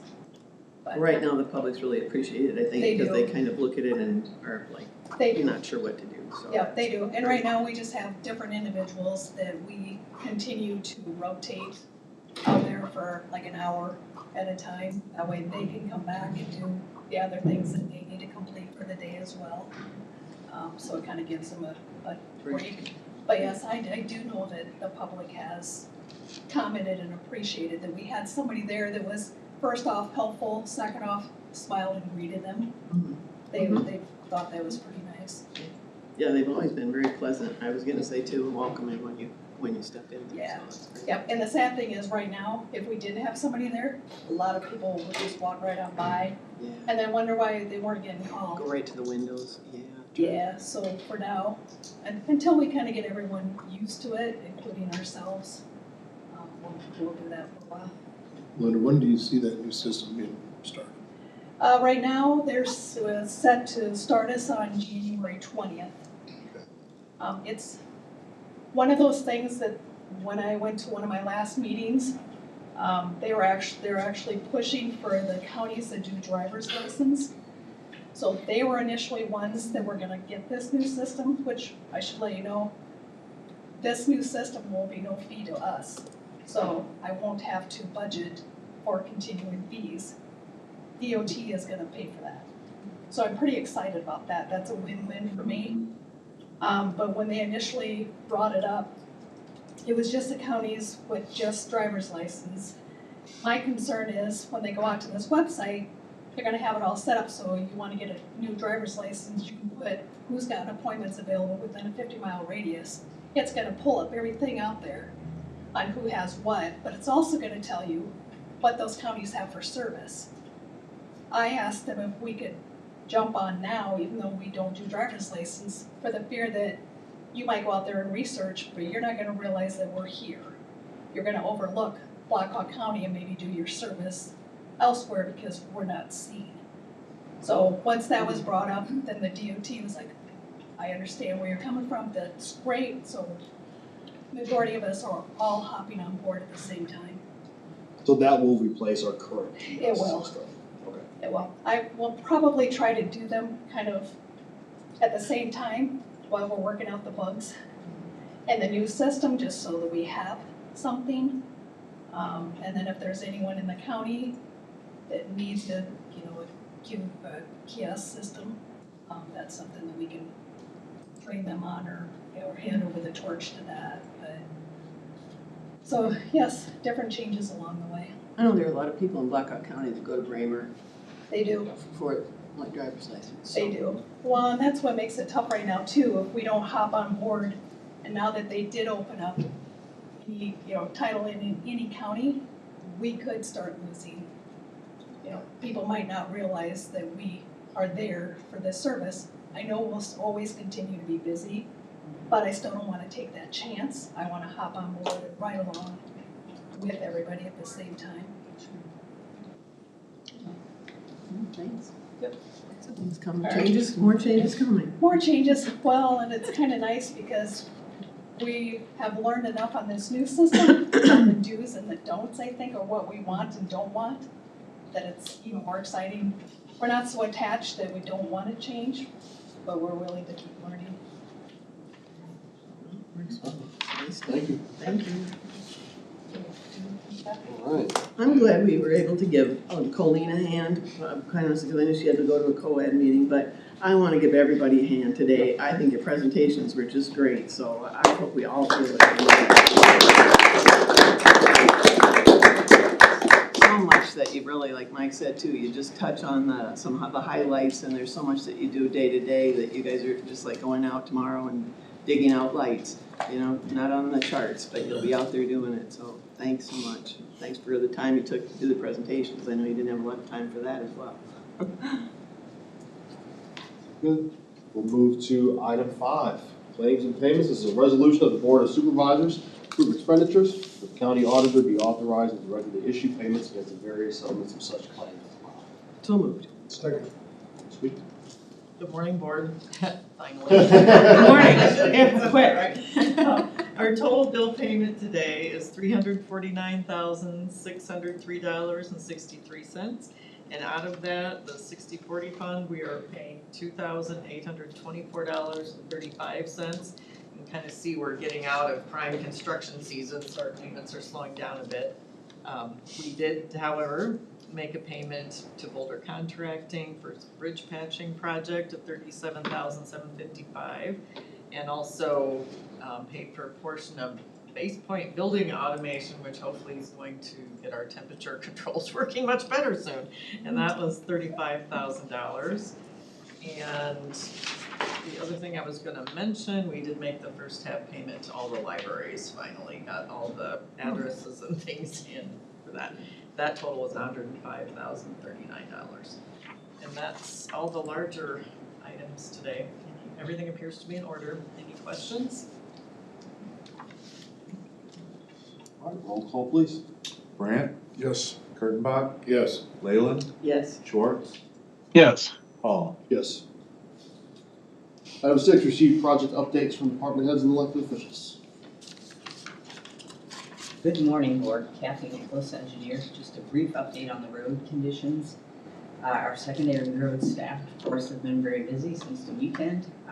We had several breakdowns over the weekend, and we had taken some equipment down to Hickory Hills so that we could set up our own light display, and we had to go retrieve one of the motor graders that was sitting down there, one of our spares. So we are back and running. I don't know if we'll get that motor grader back to Hickory Hills though. Nevertheless, the paved roads they are partly covered in many areas still yet. But snowplows are going out as needed. Of course, in the early morning hours they'll be out, and then throughout the day as needed to continue to work away at some of the ice. The motor graders are out on the gravel road system. They were able to get everything open by lunchtime yesterday. Now they will be working probably the rest of the week to push the snow back, to wing it back, to get ready for more future events if they happen. We do still have boulder construction out on Tama Road. That road is still closed. They are planning to strip the forms today, the forms off the underside of the bridge, and then reopen the road hopefully today, and then they will not come back until spring is what we've been talking with them about. Can I answer any questions at this time? Kathy, is the road to Dura Down Street, is that all done now with that bridge? Yeah, Donald Street was able to open, I believe, last Wednesday before Thanksgiving. Okay, thank you. Thank you. Thank you. Morning Board, Caitlin Emmerich with Public Health. I just have a quick update for the board on our renovation progress and move. We will plan to move part of our department down to the first floor on Monday. We should have our main reception desk open on Monday in the main lobby once you come in on the first floor. Our disease surveillance and investigation staff and our environmental health staff will all be on first floor. They will all be moved Monday or prior. And then our administration staff is moving into the second floor annex at Pinecrest, and that's all happening by Monday. So that moves us all around a little bit. So when you come to visit at Pinecrest, we'll be in a little bit different space. So just wanted to give you a heads up on that. And then just a note from the presentation this morning from the airport, Amanda and I and Kathy and Ryan have been working on the travel policy, and we do have a component in there about preference to local airports. So just wanted to point that out for when it comes to you in the future. Any questions for me? Who's facilitating the moving? Are you guys doing it yourselves or? Is it We've done a fair amount of it ourselves, but yes, credit to facilities. We've had TJ come over last week, and he's gonna come over again on Monday, so we really appreciate that. And then IT's helping with some of the phones and computers and stuff like that. So yes, facilities and IT are helping us. Good people. Morning, Anna Fesenmeyer, HR Director. A couple things. Tomorrow is the last leadership training for this most recent series. So that was 6 sessions, and it's on accountability. I sent out an email to the board for availability to the next phase of the current contract with the consultant for strategic planning. So, and just to clarify, trying to get 1 meeting in December with the board and then 2 meetings in January. So I've heard back from 3 of you. I'll follow up with the other 2, but just FYI, that's coming, as well as looking at running the next GAPM, likely in end of January to February. That's the GAPM survey that was done last January and February. Otherwise, just I am finalizing our budget because that's due, right, Michelle? I think our budgets are due December 4th. And one thing I just want some clarification on with the training, with the strategic planning, if that's something I asked departments to, include in their training budgets, or at least think about that, because we supported quite a bit of it this last go around, which is fine. Just want some clarification on how the board wants to see that, or if it comes on the board's training budget. But that will be something that I'll be talking about upcoming in budget. So as we're planning for future years. Other than that, holiday party is next Thursday. So thank you, Supervisor Hall, for hosting. And we've had reminders sent out. I'm also going to be sending reminders out to department heads, elected officials, if they wish to donate for light refreshments, beverages, things like that. But looking forward to that opportunity to connect. And any questions you have for me at this time? No, thanks for not calling me out. I didn't get a response back to you. No, you're good. You just said it yesterday. I got slimmer. She didn't call me out either, because I was looking, and I'm not sure you had any dates in December, did you? I don't think I had anything. I wondered if we gave different times, would that help have another, because we might need to look at December. That's what I kind of wondered. I noticed yours said nothing for December. Yeah. So which the consultant Ted, he's going to be it will push him out maybe further, which because he's going to be unavailable part of January and end of February. So, I mean, if we need to do that, we can. It's just going to be probably pushed out, which I also reminded him we've got budget session coming up, which schedules can get pretty tight there too. So, I just need to get back to him. Did he have certain dates he could do it? Because I was going to say. Those are the ones that he was. Those are the only ones? Those are the ones, yeah, unless we go out further, which it's likely going to be into, February, which. Well, I didn't mean that. I meant some dates, like some of the dates and the times that, were there dates that maybe were available and just the times? I could ask him, yeah. Because if you could find time that worked for you in December, I knew December would be bad for you, but if there could be a date to at least start one and have one and then 2 in January, maybe. Yeah, I mean, if you guys want to try to get, I could see, or if you guys know another date in December, just to get the first one done, and then January looked like it was mostly worked for everyone, but, it was just the January was December. easier, December is a hard one, but, maybe if Yeah, I was gonna say, great, if you find ones that work for you, then you can see if Ted's available. Because that looked like you were, and Justin, I don't know what your schedule is either, but looked like with no December dates in your schedule, it was kind of like that was like a. I'll at least get back to Ted and say, we need some other alternatives for December, if possible, if he wants to, and then.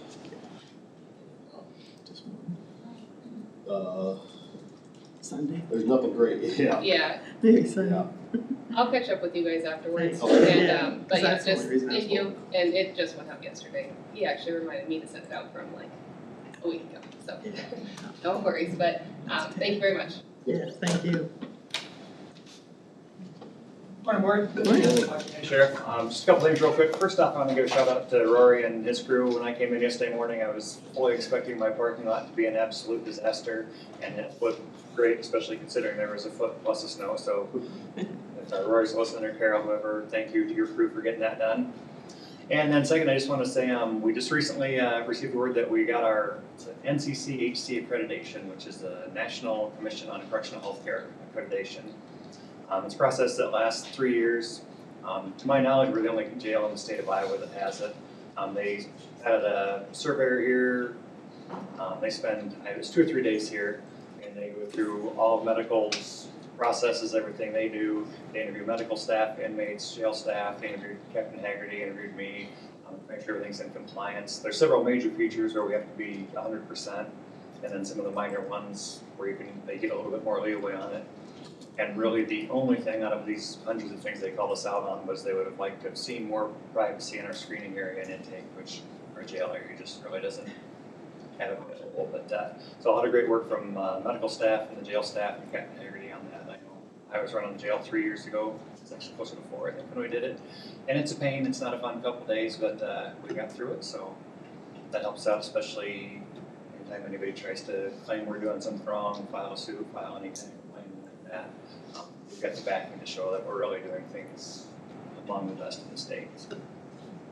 The only one in Iowa? Or what'd you say? The only one Among, jails? I know when I went through it a few years ago, we were the only one in the state that got this accreditation, and to my knowledge, we still are. Congratulations.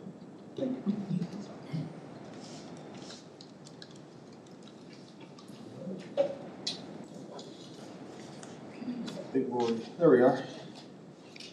Good morning, Board. Rory Giving, Facilities Director. Ditto to what Caitlin had mentioned with regards to getting her folks moved on starting next Monday. Project's going well. We're actually wrapping up the demo portion of the first floor west, and we, according to our schedule, we're looking at right around March 1st to have the completion on that. Mid-December, we're going to be starting on our north section underneath the chapel area. That's where the environmental health folks are at currently. And again, what Caitlin had mentioned, they'll start moving on the 8th. With regards to the jail project, that is moving along nicely. We're hoping to be completed with that project by the end of the month. There are a few items that are remaining, but the contractors and our staff are working very hard to get that project completed. We have a meeting coming up for the server room, so I'll have some more information for you on that.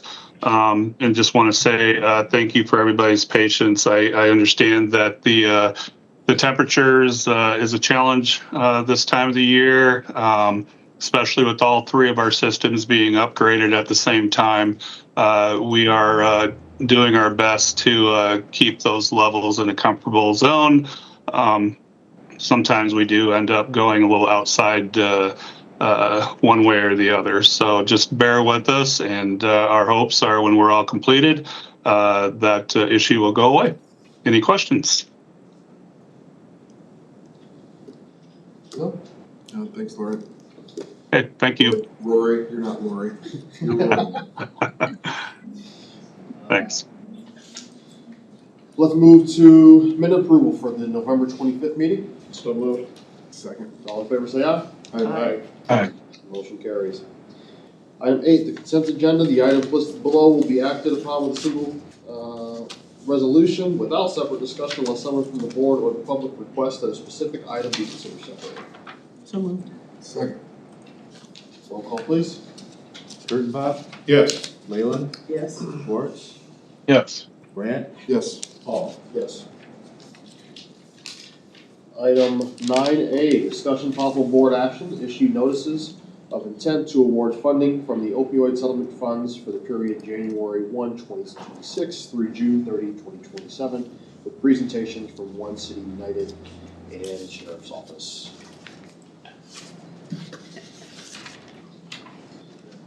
Morning, Dean.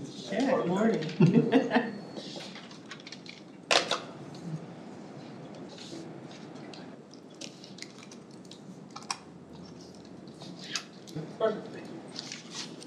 First of all, thank you for this opportunity to be here today. Thanks for your past support, the funding support you gave us in the past. It was very impactful. And because of your support, we had 7 individuals that were OUD impacted that actually went through our program, graduated, and became fully employed. So as they graduated momentum, they're employed. The funding is just tremendous what it's done. I want to give you a real quick story of one of those lives that you impacted in 2023 as she started her. I'll refer to her as Katie, just to protect her identity. She started Momentum in 2023. She graduated Momentum and started working upon her graduation. She also enrolled in Hawkeye Community College. Katie just stopped in this week and let us know that she's graduating Hawkeye with her AA in Social and Criminal Justice. She's on the Dean's List for 2 years. She had a 3.8 grade point average, and she's been working full-time through it all as well. So I want to put real meat to what your funding has provided. That's just one of the many stories. But Katie came to us when she was 60 days clean from opioids and meth, had a significant criminal background, living at the Women's Center for Change, and she was not working, and she said, "You guys are my last chance." She said, I've given up on myself, I've given up on my future, I've given up on ever seeing my kids. You're my last chance. And that's a pretty common story that we hear every day. Pretty common, not the college and working at the same time, but the barriers, the background, what's going on in people's lives. Over the past 5 years at One City, we have really strategically added staff in focused areas that can really support people long term. Our mission is always to have long-term support for long-term recovery and long-term reintegration into society and just to be able to succeed in a powerful way. So we've strengthened our support systems, and literally our goal is that individuals get the tools they need to begin a new life and that they get long-term support to continue to thrive and develop long-term patterns of success. It's not about the short-term with us, it's about the long-term. It's about that long-term journey. As you know from our application for this opioid funding, we received, through legislation, House File 1038, we received a substantial amount of funding to start a recovery cafe in Waterloo. It was very interesting as we were at a recovery conference this year, and I talked to some of the executives from HHS. I asked them, I said, why One City? Why did you want the legislation for One City to get money for a recovery cafe? And they said, we've been watching you for years. We understand the work you do. We understand the power of momentum and what it's doing and the impact it's having on individuals that are in recovery from addiction.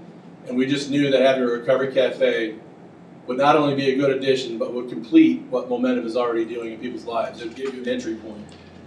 So that was pretty exciting to hear because we're not the largest nonprofit in Waterloo, and to know that we're being noticed statewide is pretty amazing to me. And the reason we're here today is really simple. We need to reach a larger number of people. We need to reach more people and impact more people in this community with what we do. When individuals can overcome this cycle that they're in of recovery to relapse, to recovery, to relapse, to recovery, to relapse, this revolving door, this cycle that they're in, it makes not only impact in their lives and their families' lives, it makes a difference in Black Hawk County. It makes a difference in businesses all over the county with increased employment, increased sales, county and city government, increased tax revenue, law enforcement and the Department of Corrections, reduced crime, reduced incarceration. For our local economy, increased sales, home purchases, reduced reliance on assistance programs, restaurants, small businesses, community services.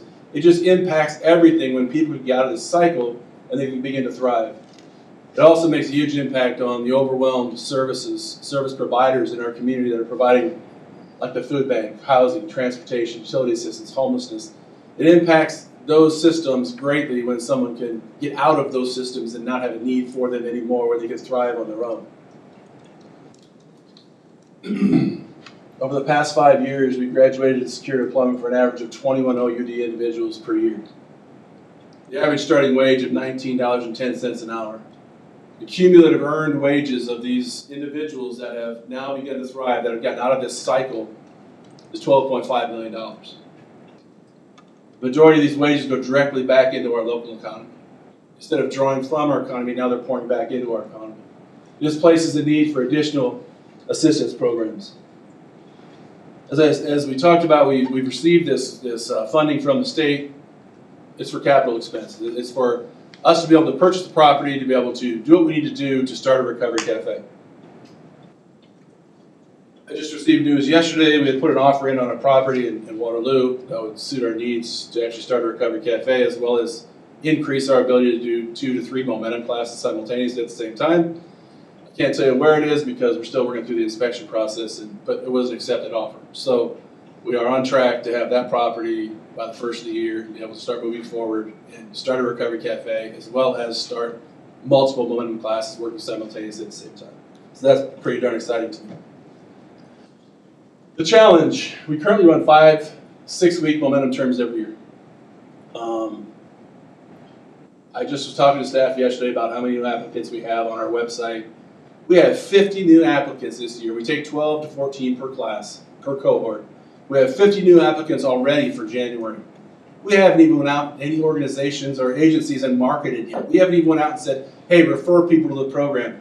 We've done nothing as far as marketing, and we already have 50 new applicants that have applied for momentum. We need to double our capacity. We're putting 20 to 25 people on a wait list every term that are ready to start now. We could potentially triple our capacity over the next 2 years with these numbers.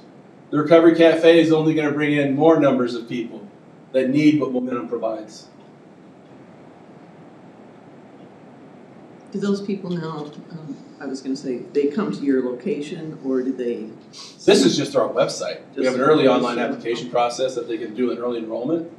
That's 50 new people that have jumped on that weren't even on our register before. So that's 50 brand new people, including the people from the last term or two that didn't get into the program that will reapply this time. The numbers are going to be astronomical, those needing assistance. Workforce development and reintegration on Schedule A of the core strategies. Momentum provides intensive employment readiness training, employer placement, and one-to-one career training and coaching, directly addressing reintegration barriers cited in Exhibit E. Recovery support services, employment as a recovery stabilizer. Exhibit E also emphasizes recovery support, including peer support, employment supports, and the services that reduce relapse risk. Momentum's model with a wraparound life skills plus a placement plus employer network is an evidence-aligned recovery support intervention. Workforce development for addiction-affected populations. Exhibit E and Iowa guidance encourages funding workforce pathways and training that remove employment barriers for people with OUD, SUD histories. Momentum is explicitly designed for these populations.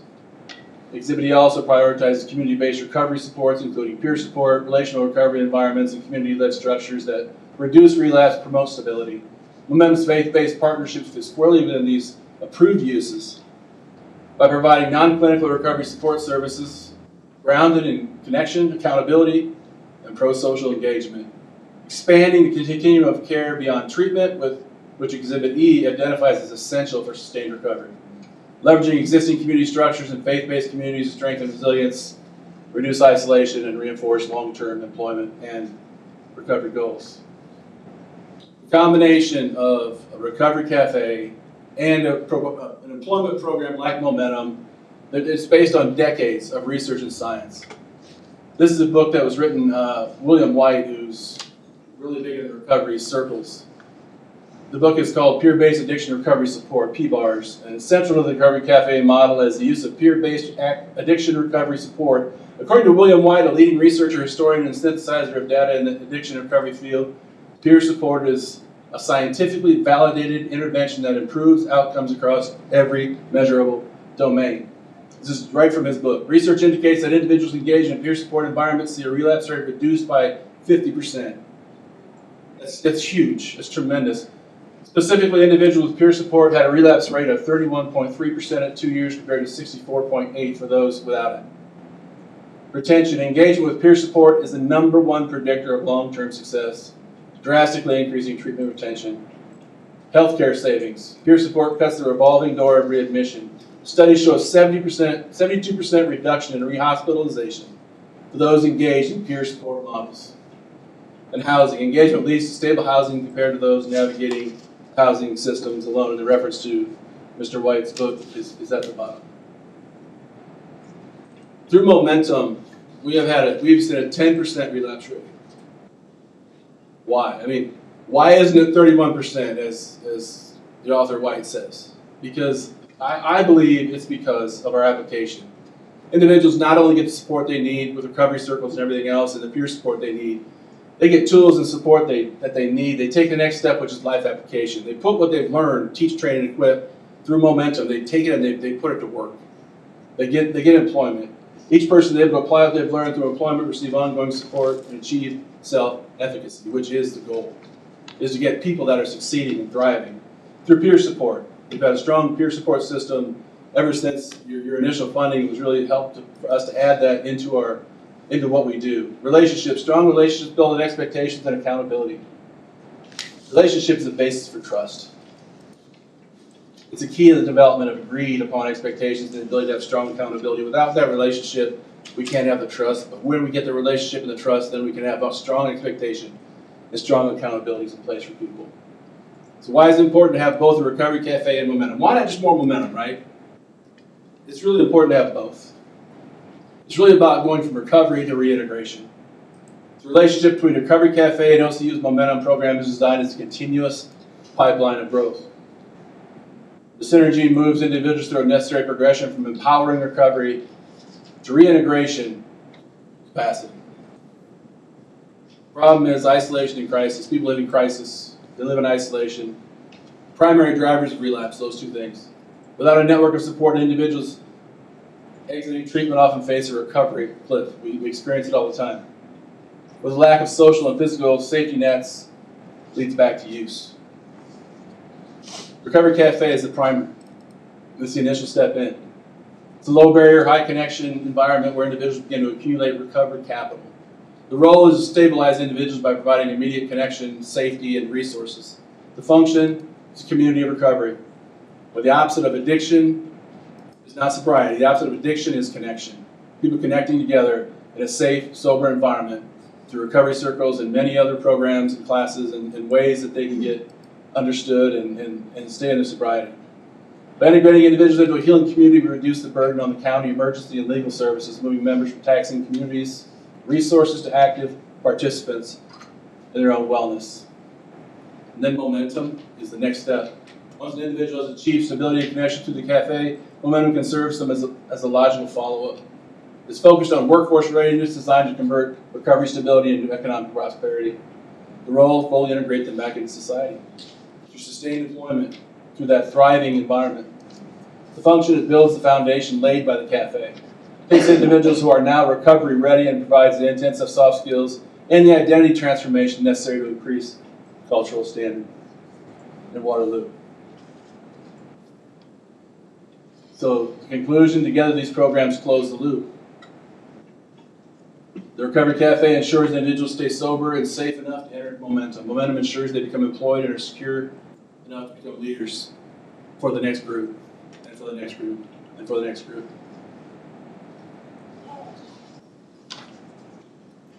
That's why I'm excited. I'm so excited about this.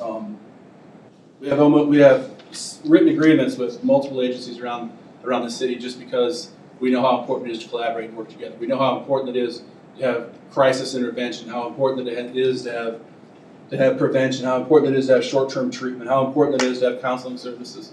So we have agreements with them to partner, to work together for each individual, for their well-being, for their progress, to teach, to work back and forth, teaching and training our staffs together, to do programs with other organizations, in their organizations, them to come to ours and volunteer and do it at ours as well. So I just want to say thank you for your past support and just thank you for the consideration of this. You have no idea how much we appreciate what you've already done for us in the past, but also the potential for the future. Questions? I talked really fast, but I had a long way to go and a really short time. Yeah, I just wanted to compliment you. I mean, obviously, I'm only so familiar with what they do, but you know, I've hired people out of there, and they were some of the best employees that I've ever had. And they all say just great things about their experience. And it's very rigorous, and it's not for the faint of heart, right? As I've come to understand. And so I would almost liken it or compare it to the rigors of like basic training, if not harder, because we've had numerous people say it's boot camp. Yeah, but that's kind of my takeaway from talking to people. So I'm excited for it too. I know that two things I was concerned about was sustainability, because I thought, you know, we're been really very fortunate, I guess, to have this funding available and want to be able to help our community too and the needs in it. And I just thought when that isn't available, just the concern of where we go from here to keep things like this going, and I'm not sure, but yeah, I assume that's a problem for you every year. It always is. Oh, Absolutely. Funding is always, I mean, yeah, David's, you know that. It's always a funding issue. That's always a challenge. I guess the main thing that I'm really excited about as far as funding goes is most of the funding has been on the East and West Coast concerning people in recovery and those with mental health challenges. But when we see that movement moving more toward the Midwest, we always seem to be last, right, to adopt things. But I've seen a huge change in people understanding reentry, as far as recovery, as far as mental health, how important all of those are, that they work together, and how important it is to really put some investment into those areas to help people thrive. Well, and I thank you for coming today, because I was trying to understand, I guess too, when I saw that the budget was kind of a mix of some momentum, but also the Recovery Cafe, of understanding a little bit more about how they were going to work. And I knew you'd touched on a building, a possibility in the building in your application and that type of thing. And so it's good to hear you making progress on that. But at the time I was wondering, is that co-located or something so that you can kind of share resources, being people and time? But absolutely. That was really, instead of we were looking at two separate locations, and we really wanted to get it all together. We share staff, administrative staff, peer support. It's just all intertwined and intermixed. It's a great way to be able to share that stuff. You know, so unrelated, the award that you guys gave me for the composition of the previous board, it's on display in our office. Awesome. So, good. Yeah, appreciate you guys. Yeah, I do think the success, the continued success of the program certainly helps to that point of sustainability. Folks invest in efforts that are fruitful, and your guys' work is really meaningful. Certainly appreciate what we all appreciate. All that you guys are putting in and the outcomes and lives, frankly, that have changed as a result of this. Have you had a pretty welcoming reception, I guess, from employers that are in need? I mean, I know times kind of changed a little bit right now. Employment's a little bit different right now, but for having students that have gone through your program and then having them employed. We do a reverse career fair at the end of every term. So we have employers that come in every term. It almost becomes they don't arm wrestle for people, but they get close sometimes because they just know the quality. They know what they've gone through in the program. They know what they've learned, what they've been taught, what they begin to experience. And people that graduate Momentum understand how important it is. Even just the basic things, being to work on time every day, all those things, but also how to treat people. Emotional intelligence is taught through the program. Disc profiling, so they understand other people. It's really about not just understanding myself, but understanding those around me. And when I get in the work environment, not everyone is like me, but I need to be able to get along with everyone. And I can thrive in that environment as long as I understand myself and others. Well, that's what I thought, to recognize, I guess, what those people have overcame is more so than the students that we see in a lot of areas, so that they've really shown a lot of determination. The employment climate is tough right now, obviously, but we're still getting people good jobs, and it's really because of the reputation we've had over the 5 years. And I know your budget that you put together was like about twice of what your request was, or 405,000. And I wondered, do you have some funds and dollars available for that, or are you looking We to do. serve just the, oh, okay. We do, yeah. Thought that We leaves do. you kind of in a lurch to be doing out a lot of fundraising, I know, to do that, but it would still be well worth it. Yep. Okay, great. Thank you. Thank you. Thank you. All right. Nate's still, there we are. I'm still here. Yeah. All right. So, Nate F., Black County Sheriff. I've got Jessica Rouse with me. I think over the years you've probably heard me mention our social work with jail. I don't know if you've had the opportunity to actually meet her, work with her. This is really her presentation. This is her baby. She's put a lot of work into it, and Vicki Breath Pathways has been a help on it as well. Apologize, we don't have a full presentation for you, although I did presentations pretty thoroughly. Michelle actually called me last week and asked if we could be here to answer some questions, and I said, well, I can, even though I don't really know anything, and she's in Florida. So she wasn't supposed to even be back to work until tomorrow. Got back into town, was supposed to be out today to take care of some things, but I called her and she's here. So we don't have a presentation for you, but I'm guessing if you want a quick overview, she can hit that for you, and obviously any questions, anything related to that. I'm going to turn it over to Jess. So just a quick overview. I've probably gone through that grant about 50 times, so I could probably recite it word for word. And I apologize, my voice over vacation was gone, so it was the best vacation my kids have ever had. So hopefully it holds up. But right now, what we're doing at the jail is that we have, as Nate said, an amazing medical staff and support staff. Right now, we are able to continue those on medication-assisted treatment that come in from the community. We're able to continue that medication while they're in there, along with providing them mental health support, substance treatment supports from Pathways. I work with folks on discharge planning, transitional planning, getting them connected to housing, employment, education, any resources they might need upon release. So that is an amazing part that we already have. What we do with folks that are currently coming in and we're using opioids on the street is that we have to detox them. And if you've ever spoken to anybody who has had to detox off of using that type of using those drugs, it is extremely painful and it is extremely debilitating for them. And so we try to detox them the best way that we possibly can with using the Suboxone, which is what all the other inmates that are doing the continuation are on. And so really this grant provides us the perfect opportunity where we don't have to detox those coming in any longer. We would be able to just transition them immediately over to the Suboxone treatment if they're agreeable to it. Suboxone reduces cravings. It covers receptors that cause that craving. They're able to function more normally because they're not having all of the body effects, the diarrhea, the vomiting, the dehydration, the lightheadedness, and they're able to function much quicker, and so we're able to get them into those supports.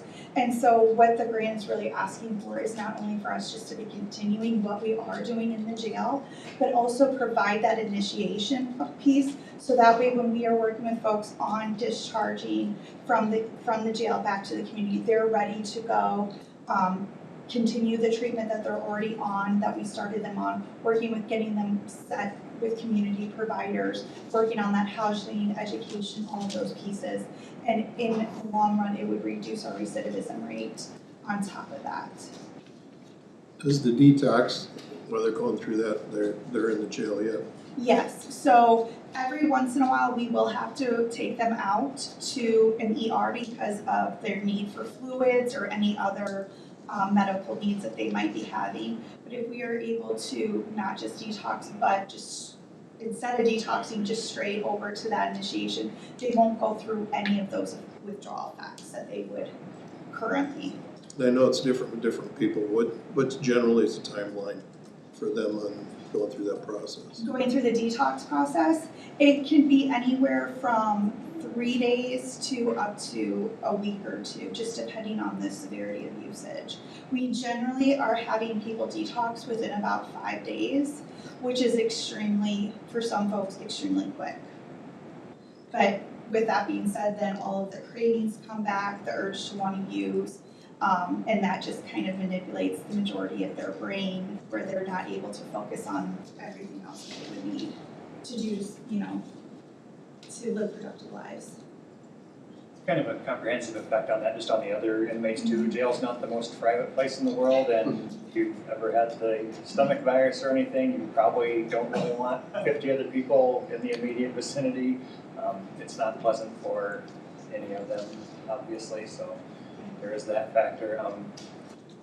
The number that we currently are able to continue on versus how many we would start roughly in a month. So currently, we have anywhere between 5 to 10 people that we are currently doing the continuation on. We have had up to almost 20 people that we have had to detox in a month off of this medication, or off of opioids. So we could be looking at what we're estimating is about 30 people a month, not only doing the continuation, but the initiation. The initiation would not only just be the conversation of, you know, starting them on amount of medication, but also we would have them entering a contract of what the rules would be, what their expectations are, along with getting the evaluation done by a pathways provider and beginning that substance treatment, working with the MAP provider, the mental health provider, working with myself and the other pathways case manager on discharge planning. So we would be working with them on all avenues while they're at the jail, and then as they get released and back to the community. We also have with Pathways a peer support person that meets with folks, so they will be able to continue working with them also. And we have good relationships with other providers in the community, and so we can reach out to them too if somebody doesn't want to follow with Pathways but wants to go back to a different provider. We can work with them also. And that's a contract we have currently with Pathways now, and so this would just be another year, 18 months. This would be, I think, kind of a assimilation or continuation of the current one. To just go. Yes. Okay. And then the other part of it, I know kind of Michelle had asked about, there is some funding for an aftercare nurse in there. Yes. I think the original thought, when looking at it, I think it looks like 0.7 FTE, but what it is, it's 4 hours per day. And keep in mind, that's not just a 5-day-a-week thing, that's 7 days a week, so that's 28 hours per the week. So it's really a 0.5 FTE, and that could probably be pared down a little if it absolutely had to be. But the big thing on that is when you give this medication, they have to actually observe it on the person's tongue for 5 minutes before they go. So if we've got 30 people that we're having to give this med to, our med pass, just with what we already have, generally over half of our inmates are on medications. It can take over 2 hours for the nurse to do med pass. If we threw in a 5-minute observation, I mean, hopefully they'll be able to group 2 or 3 people together and observe multiples at once. So there's an education component that goes with it. There's just the actual giving up the medication and follow-up, and then working with the doctor as well. So that's where the 4 hours per day came in on that. We have been working with HMA, Health Management Associates, since the beginning of the year, and they have been helping guide us on different protocols that we have with how to improve our continuation and our detoxing within the jail. And they are also helping us with the grant and working on potentially, getting the additional protocols for the initiation. How they looked at it was that with potentially having 30 individuals on the medication, it would probably take that nurse about 2 hours to provide that medication. Because if you've ever, gone to the doctor's office or been in the hospital, they have to scan your wristband, scan the medication, scan your wristband, scan the medication. They have to do that with every single person. That's how their system is set up. So it can be tedious. Right now, anytime there is a person on it, that person has to stand off to the side. The medication is given. The nurse then cannot focus on these folks and this person at the same time. And so it is currently slowing down the medication line to where we're becoming a little behind every once in a while because of that reason. We've been working to problem solve that with just different ways and solutions, but unfortunately it just hasn't been as effective as we want it to be, where we feel that that extra person would make that huge difference. So we feel that probably about 2 hours would be for the medication. Then the additional time would be for when the MAP provider meets with them, they might have additional things that they want the nurse to follow up on, along with the nurse completing any vitals, assessments, completing that initiation contract, being a part of our interdisciplinary meetings, and then also helping with any like kind of data and tracking for us. Did we just reduce then the NAVCare contract, or you did some things with the NAVCare? I was able to reduce it by about, I think, $30,000 per year, but then we kind of reinvested that back into pathways because we lost funding on another thing, so. Because I think that was really when I was looking at it too, as a additional like NAVCare person, because it's too. Yeah, I know, the last thing we need is to make the NAVCare contract larger. Larger, yeah, and to sustain it, you know, that would be the option. Then when we were talking about looking at costs, I think when we were doing some of the strategic planning and whatever, that's how some of that came up. And I just thought that was one, I appreciate your explanation of a little bit more of how. The pathways, the same, because we have that contract in place. I mentioned to Michelle, we could almost, I'd almost think it'd be easier, but that between all of us deciding that or thinking about that, but we've had a contract with Pathways before, and including this in this, it just means we give funding to the sheriff's office to fund Pathways rather than us doing it directly and billing, because we have to complete all the reporting kind of stuff, and that's why I thought that ends up always in Michelle's office anyway, I know, but that was just some of the things, but it was particularly the NAVCare individual adding a person plus for that. Yeah, and that's the reason. I know 28 hours, everyone's typically thinking on a 40-hour week, but that's actually essentially on a 64-hour week. 56-hour week, I should say. And there's no reason, like if we did run Pathways differently or separately, just because of ease for the county, and that's fine. We still need the position, I understand that, or the counselors for Pathways to do it, but it didn't have to be done like to the sheriff's office. Is that right with you? No, Whatever works easiest on the it was financial stronger and.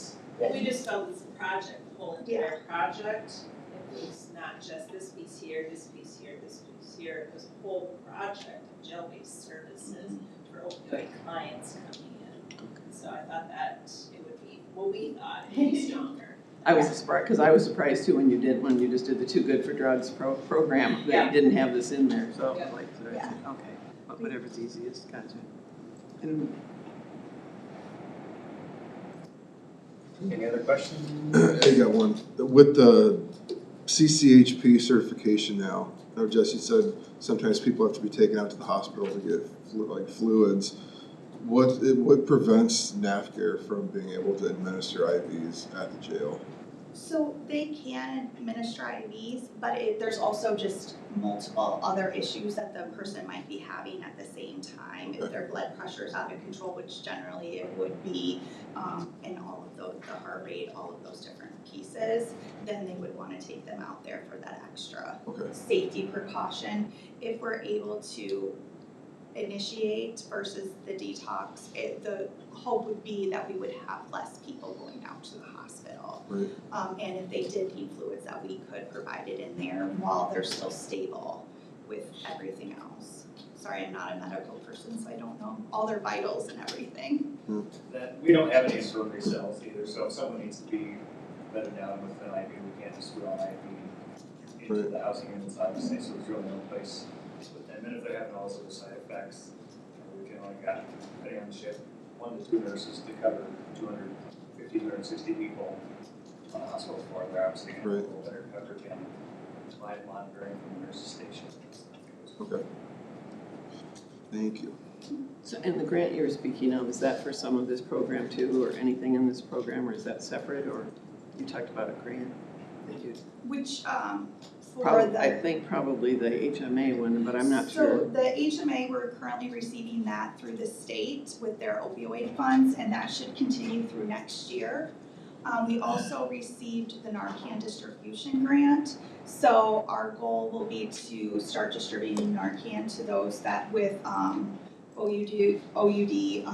diagnosis, so that way they can receive that at time of release also. And that would be one of the educational pieces that we would utilize the MAC nurse for. So if you weren't funded, to do the NAF care, one person, but two different people, but the one person, that wouldn't done, the additional people wouldn't be able to be tested or entered into this program. It would be more difficult. I mean, I'm not saying that we couldn't do it, but it would be extremely difficult for At a us bare to minimum, I think you maintain would need 2 hours, right? Because again, our med pass, like I said, is already a couple hours, and there's times in the evenings where it runs fast into lockdowns, and it makes it just hard to get done. And on top of that, I mean, people are supposed to get their meds every, whether it's 8 hours, 12 hours, whatever. We start pushing those times back. Now we're messing with people's schedules for other medications. So at the very least, I think there does need to be a person dedicated to the med pass, and if you're gonna have the program, it's obviously best to have the training along with it, but yeah, if the funding is too much for all kind of need to pare it down, I would say that would be the one place where it could be scaled back. Well, the 415, I thought really was over the 18-month period, but it's just like there's a lot of reporting that goes into, I know some of it, so it's almost like would it not be, Michelle? I mean, asking you, I guess you probably know more about it as far as the contracts that would be in place. There'd actually be, I guess, benchmarks or things that they have to hit those marks to receive the reimbursement type of thing, so. Right, yeah. Does it make sense to do something differently with the NAF care and the pathways than to have a It might be program? cleaner to have, I mean, I understand this is one project, but project, that doesn't yes. mean we can't have multiple contracts. So we could do a contract with NAFCare, a separate contract with Pathways, and then I assume some of these other things you're planning to purchase directly, we could deal with that too. Yeah, the medication upon release, then that would have to go through NAPCare with their contract. But transportation, bus passes, those sorts of things we were planning to utilize within our department. So I have a dumb question, because the budget summary talks about a NAFCare nurse practitioner salary of 0.2 with dollars behind it, and then the medical RN has 0.7 with dollars behind it. So are the dollars right and just the FTE in here wrong? When you talked about it earlier, is my point wrong? Or am I confused? Sorry, I That's don't okay. have it in front of me. Okay. The 0.2 is for the provider himself, and it should all be correct, the actual numbers. Okay, the FTE, dollars are okay. Yeah, the FTE for the nurse might be incorrect. My apologies. Okay. The 0.7 gets you the correct amount of hours, but it's in reality. Over a 7? Yes. Okay. That's hard to I think I was tracking, but I wanted to make sure. Thank you for that. And we did plan this, or I think your committee did plan this, did they not, for the 18 months? Not, I mean, I Yes. know there's numbers there for the year, but Yes, also 18 months. because we felt it didn't make sense to go through all this process and only have a program for 6 months. Part of that is to help the sustainability too of the applicants. We just felt 18 months was a lot more reasonable for them to have a budget, work with it, that sort of thing. And everything for the most part would start January 1 or close to it. Or If they can. I mean, yeah. If we can make a word soon and make, it takes a while to get contracts in place. Yeah. Because this will be a little different with how we're gonna have to do NAVCare and pathways for this one. Yeah. We have a draft contract, kind of, I don't know, that was envisioned more for an overall application, so we just might need to tweak it a little bit. So it's gonna take us a little bit, I think, to get the contract details worked out. What we had hoped. NAFCare, I'd assume would be the difficult one. Pathways, since we've done it before. Services They'll before. have to help us with that scope. Well, and we, I think we wrote it in there, because I think you're funding us through March, the end of March, our current Previously. contract, so that's reflected in this. But the service. We also, okay, so Yeah. that'll be important to know, because we had, that was kind of a not to exceed through March, because we just didn't know how long this process would take, and we didn't want to have gaps. So if this is organized and contracts written and can start January 1, then the other one may not be used, I guess, through March. we So we would need start, those. we would turn it. We prorated it though. Yeah, oh yeah, Yeah, well, okay. that's what we have to figure out. Okay, cool. That's that's why I'm saying this out loud, because I don't wanna create a gap, I'm trying to not have a gap. Okay, cool. And we need those contracts in place before we can take action on this. No, what we're asking today is that you issue intents to award. Okay. Because, and the idea of that is because it allows the applicants and your staff to work on drafting contracts and for them to start working on getting their programs organized before final contracts come back for approval. And you've seen the actual template contract, so there really shouldn't be surprises in the contract language either. That's why we tried very hard to, Caitlin, who unfortunately must have had another meeting. Yeah. She did a lot of heavy lifting to design a process that will hopefully try to put in the work up front to make it easier now. Okay. Are we ready then, as far as moving forward with? I'm comfortable with the dollar amounts that were requested to fund fully. You see the motion? I'll do it. I'll make a motion to fund the opioid applicants as they've requested. Is that detailed enough? It's Should be. yeah, rather than having to list it. Yeah, I can, yep. All right, we've got a motion and a second. All in favor, say aye. Aye. Aye. That motion carries. Thank you very much. Thank you. Item 9B, the travel request submitted by Catherine Nicholas, county engineer, be approved and direct the chair to sign for same approximate cost of $2,500 to attend the National Association of County Engineers 2025 conference in Arlington, Texas, scheduled April 12th through 26th, 2026. So moved. Second. Good morning again, board. NACE, National Association of County Engineers, about half the states have county engineers in a similar enough position like Iowa. They send personnel to this. It allows me to stay updated on new technologies and just network, and it also allows me to get continuing education credits, which I need to maintain my license for this position. I am scheduled to be moderator. Thank you for your consideration. Kathy, where will you be flying out of? I may drive myself, to be honest, so, but I will look at Waterloo if that. Nice of you to ask. If you are gonna drive, just make sure you fill up your tank. Yeah, really. Big gas cans. All right, all in favor, say aye. Aye. Aye. Motion carries. Item 9C, resolution that the lowest responsible bid received from Taylor Construction, Inc. of New Vienna, Iowa, for project BRS-C007176-60-07, bridge replacement on Winslow Road with a total bid of $774,344.90, with the county engineer's estimate of $705,498.50. Be awarded and direct the chair to sign a resolution authorizing county engineer to sign the contract and to receive and place on file contractor's bond and certificate of insurance as recommended by Catherine Nicholas, county engineer. So moved. Second. So these next three items, they were all opened by the Iowa DOT, I believe several weeks ago. I'm bringing them forth to you to award them. This first one is our bridge project on Winslow Road. I think I've talked to you, maybe showed you pictures of this even.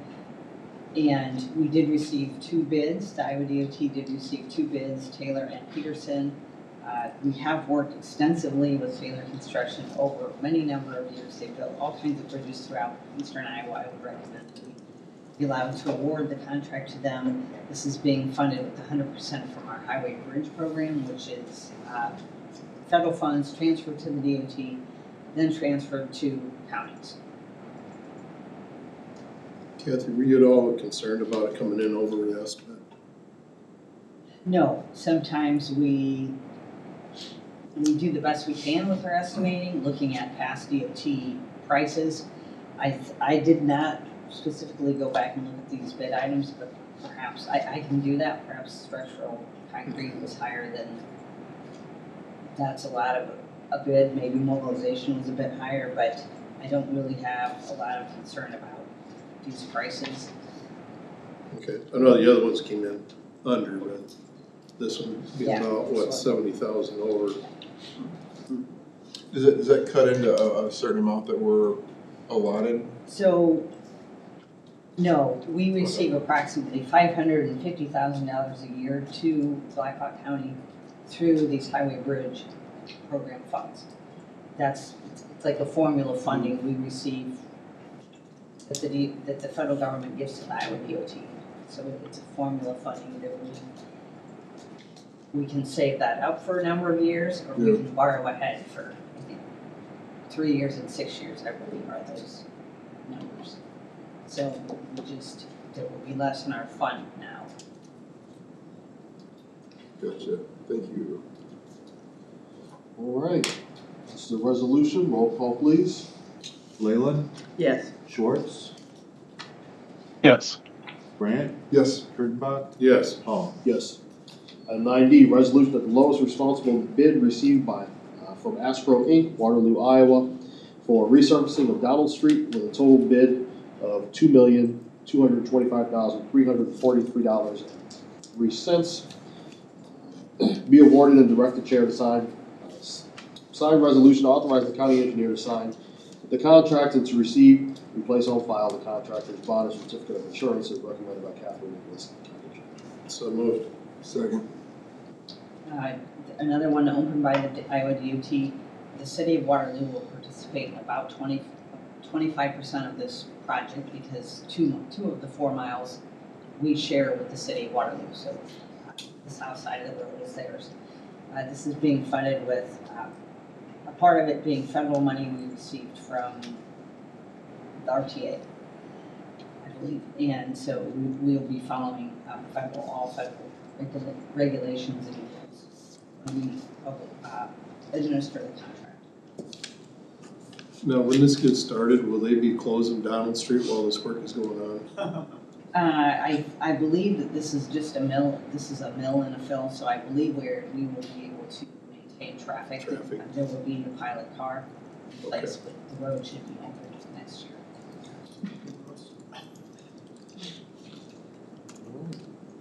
This is a resolution, roll call please. Schwartz, Yes. Grant, Yes. Kurttenbach, Yes. Leyland, Yes. Paul. Yes. Item 9E, resolution that the lowest responsible bid received by Manats Inc., Brooklyn, Iowa, for crack filling in Blackhawk County with a total bid of $164,100 with the engineer's estimate of $230,150. Be awarded and direct the chair to sign the resolution authorizing the county engineer to sign the contract and to receive and place on file the contractor's bond and certificate of insurance as recommended by Catherine Nicholas, county engineer. So moved. Second. So another one opened by the Iowa DOT a few weeks ago. We have not had Manats do our crack filling before, but we have no reason to suspect that they won't be able to do the job they have done, just sort of work for other cities and counties. I did want to mention a few things about FM funding, and that is farm to market funding. There it is. And that was established through state legislation. 8% of the road use tax fund goes to counties to spend on farm to market routes. So we've designated to the Iowa DOT what our farm to market system is, and we can only spend FM funding on farm to market routes here in Iowa. That's how the money typically stays in our FM funding, and it doesn't even come to to Blackhawk County. We typically funnel our bills through the FM account. That's why it really doesn't run through our budget, the FM funding. Can I answer any other questions about FM funding with this particular project? You just answered mine. Thank you. All right. Roll call please. Grant, Yes. Kurttenbach, Yes. Leyland, Yes. Schwartz, Yes. Paul. Yes. Motion 9F, item 9F, a motion that upon the retirement of Deputy Isaac Jerome on December 31st, 2025, he be gifted his duty service weapon as it is the policy of Blackhawk County to gift a deputy sheriff with his duty service weapon, provided he leaves county employment in good standing and through voluntary retirement in accordance with the Iowa Public Employees Retirement System established guidelines and regulations. So moved. Second. Sure if you agree or not, but yeah, I must be getting old because I helped train him and now he's retiring and I'm still here, so. So yeah, he's done something better than me apparently. Well, he's a good guy, we're gonna miss him, but it's the least we can do for him for his service. Very good. All in favor, say aye. Aye. Aye. Motion carries. Item 10, do we have any reports or information from the board? I got a couple things I want to bring up. Tomorrow, I'm headed over to Dubuque for the ISAC district meeting. And then we got notice of the January Supervisors meeting in Des Moines. I was hoping next week to present, I don't know, requests or requests for attending those. Update on the post bid, we had a meeting yesterday with Lynn County folks. I think it'd be safe to say that I think everybody in the room learned something new, and I think it was very valuable. We did have it recorded. I do plan to get that to the rest of the board members to review as well in that process. And there also, we found out Johnson County also has a post bid, and I have a link to their questionnaire as well. I'll be sending that with folks. One of the final questions with the post bid, even after our meeting yesterday, is still the detail on if we implement this, who will be doing the actual review and disseminating those answers to the board for the final decision. So You that's were gonna follow up with some other information on the case and some things like that you had to get to us too that started some of that. and then the last thing, still working with Caitlin, the coalition, Caitlin got us some stuff last week that it's not in the format they were wishing it to be in. So they're going back to rewrite it to a sense that matches the coalition's layout. They kind of put that book together or whatever, so I think it's kind of. I didn't know that it had a special layout they wanted, so I can send out the stuff that Caitlin got me, but it's gonna be revamped. So I didn't know if you wanted to, well, we got it, we wanna wait till the final version. Okay. All right. Guess we know. Well, you took a long time to get through those last items. Yeah. Well, let's not take a long time to get through the next one. Do you have a motion to adjourn? So moved. All in favor? Aye.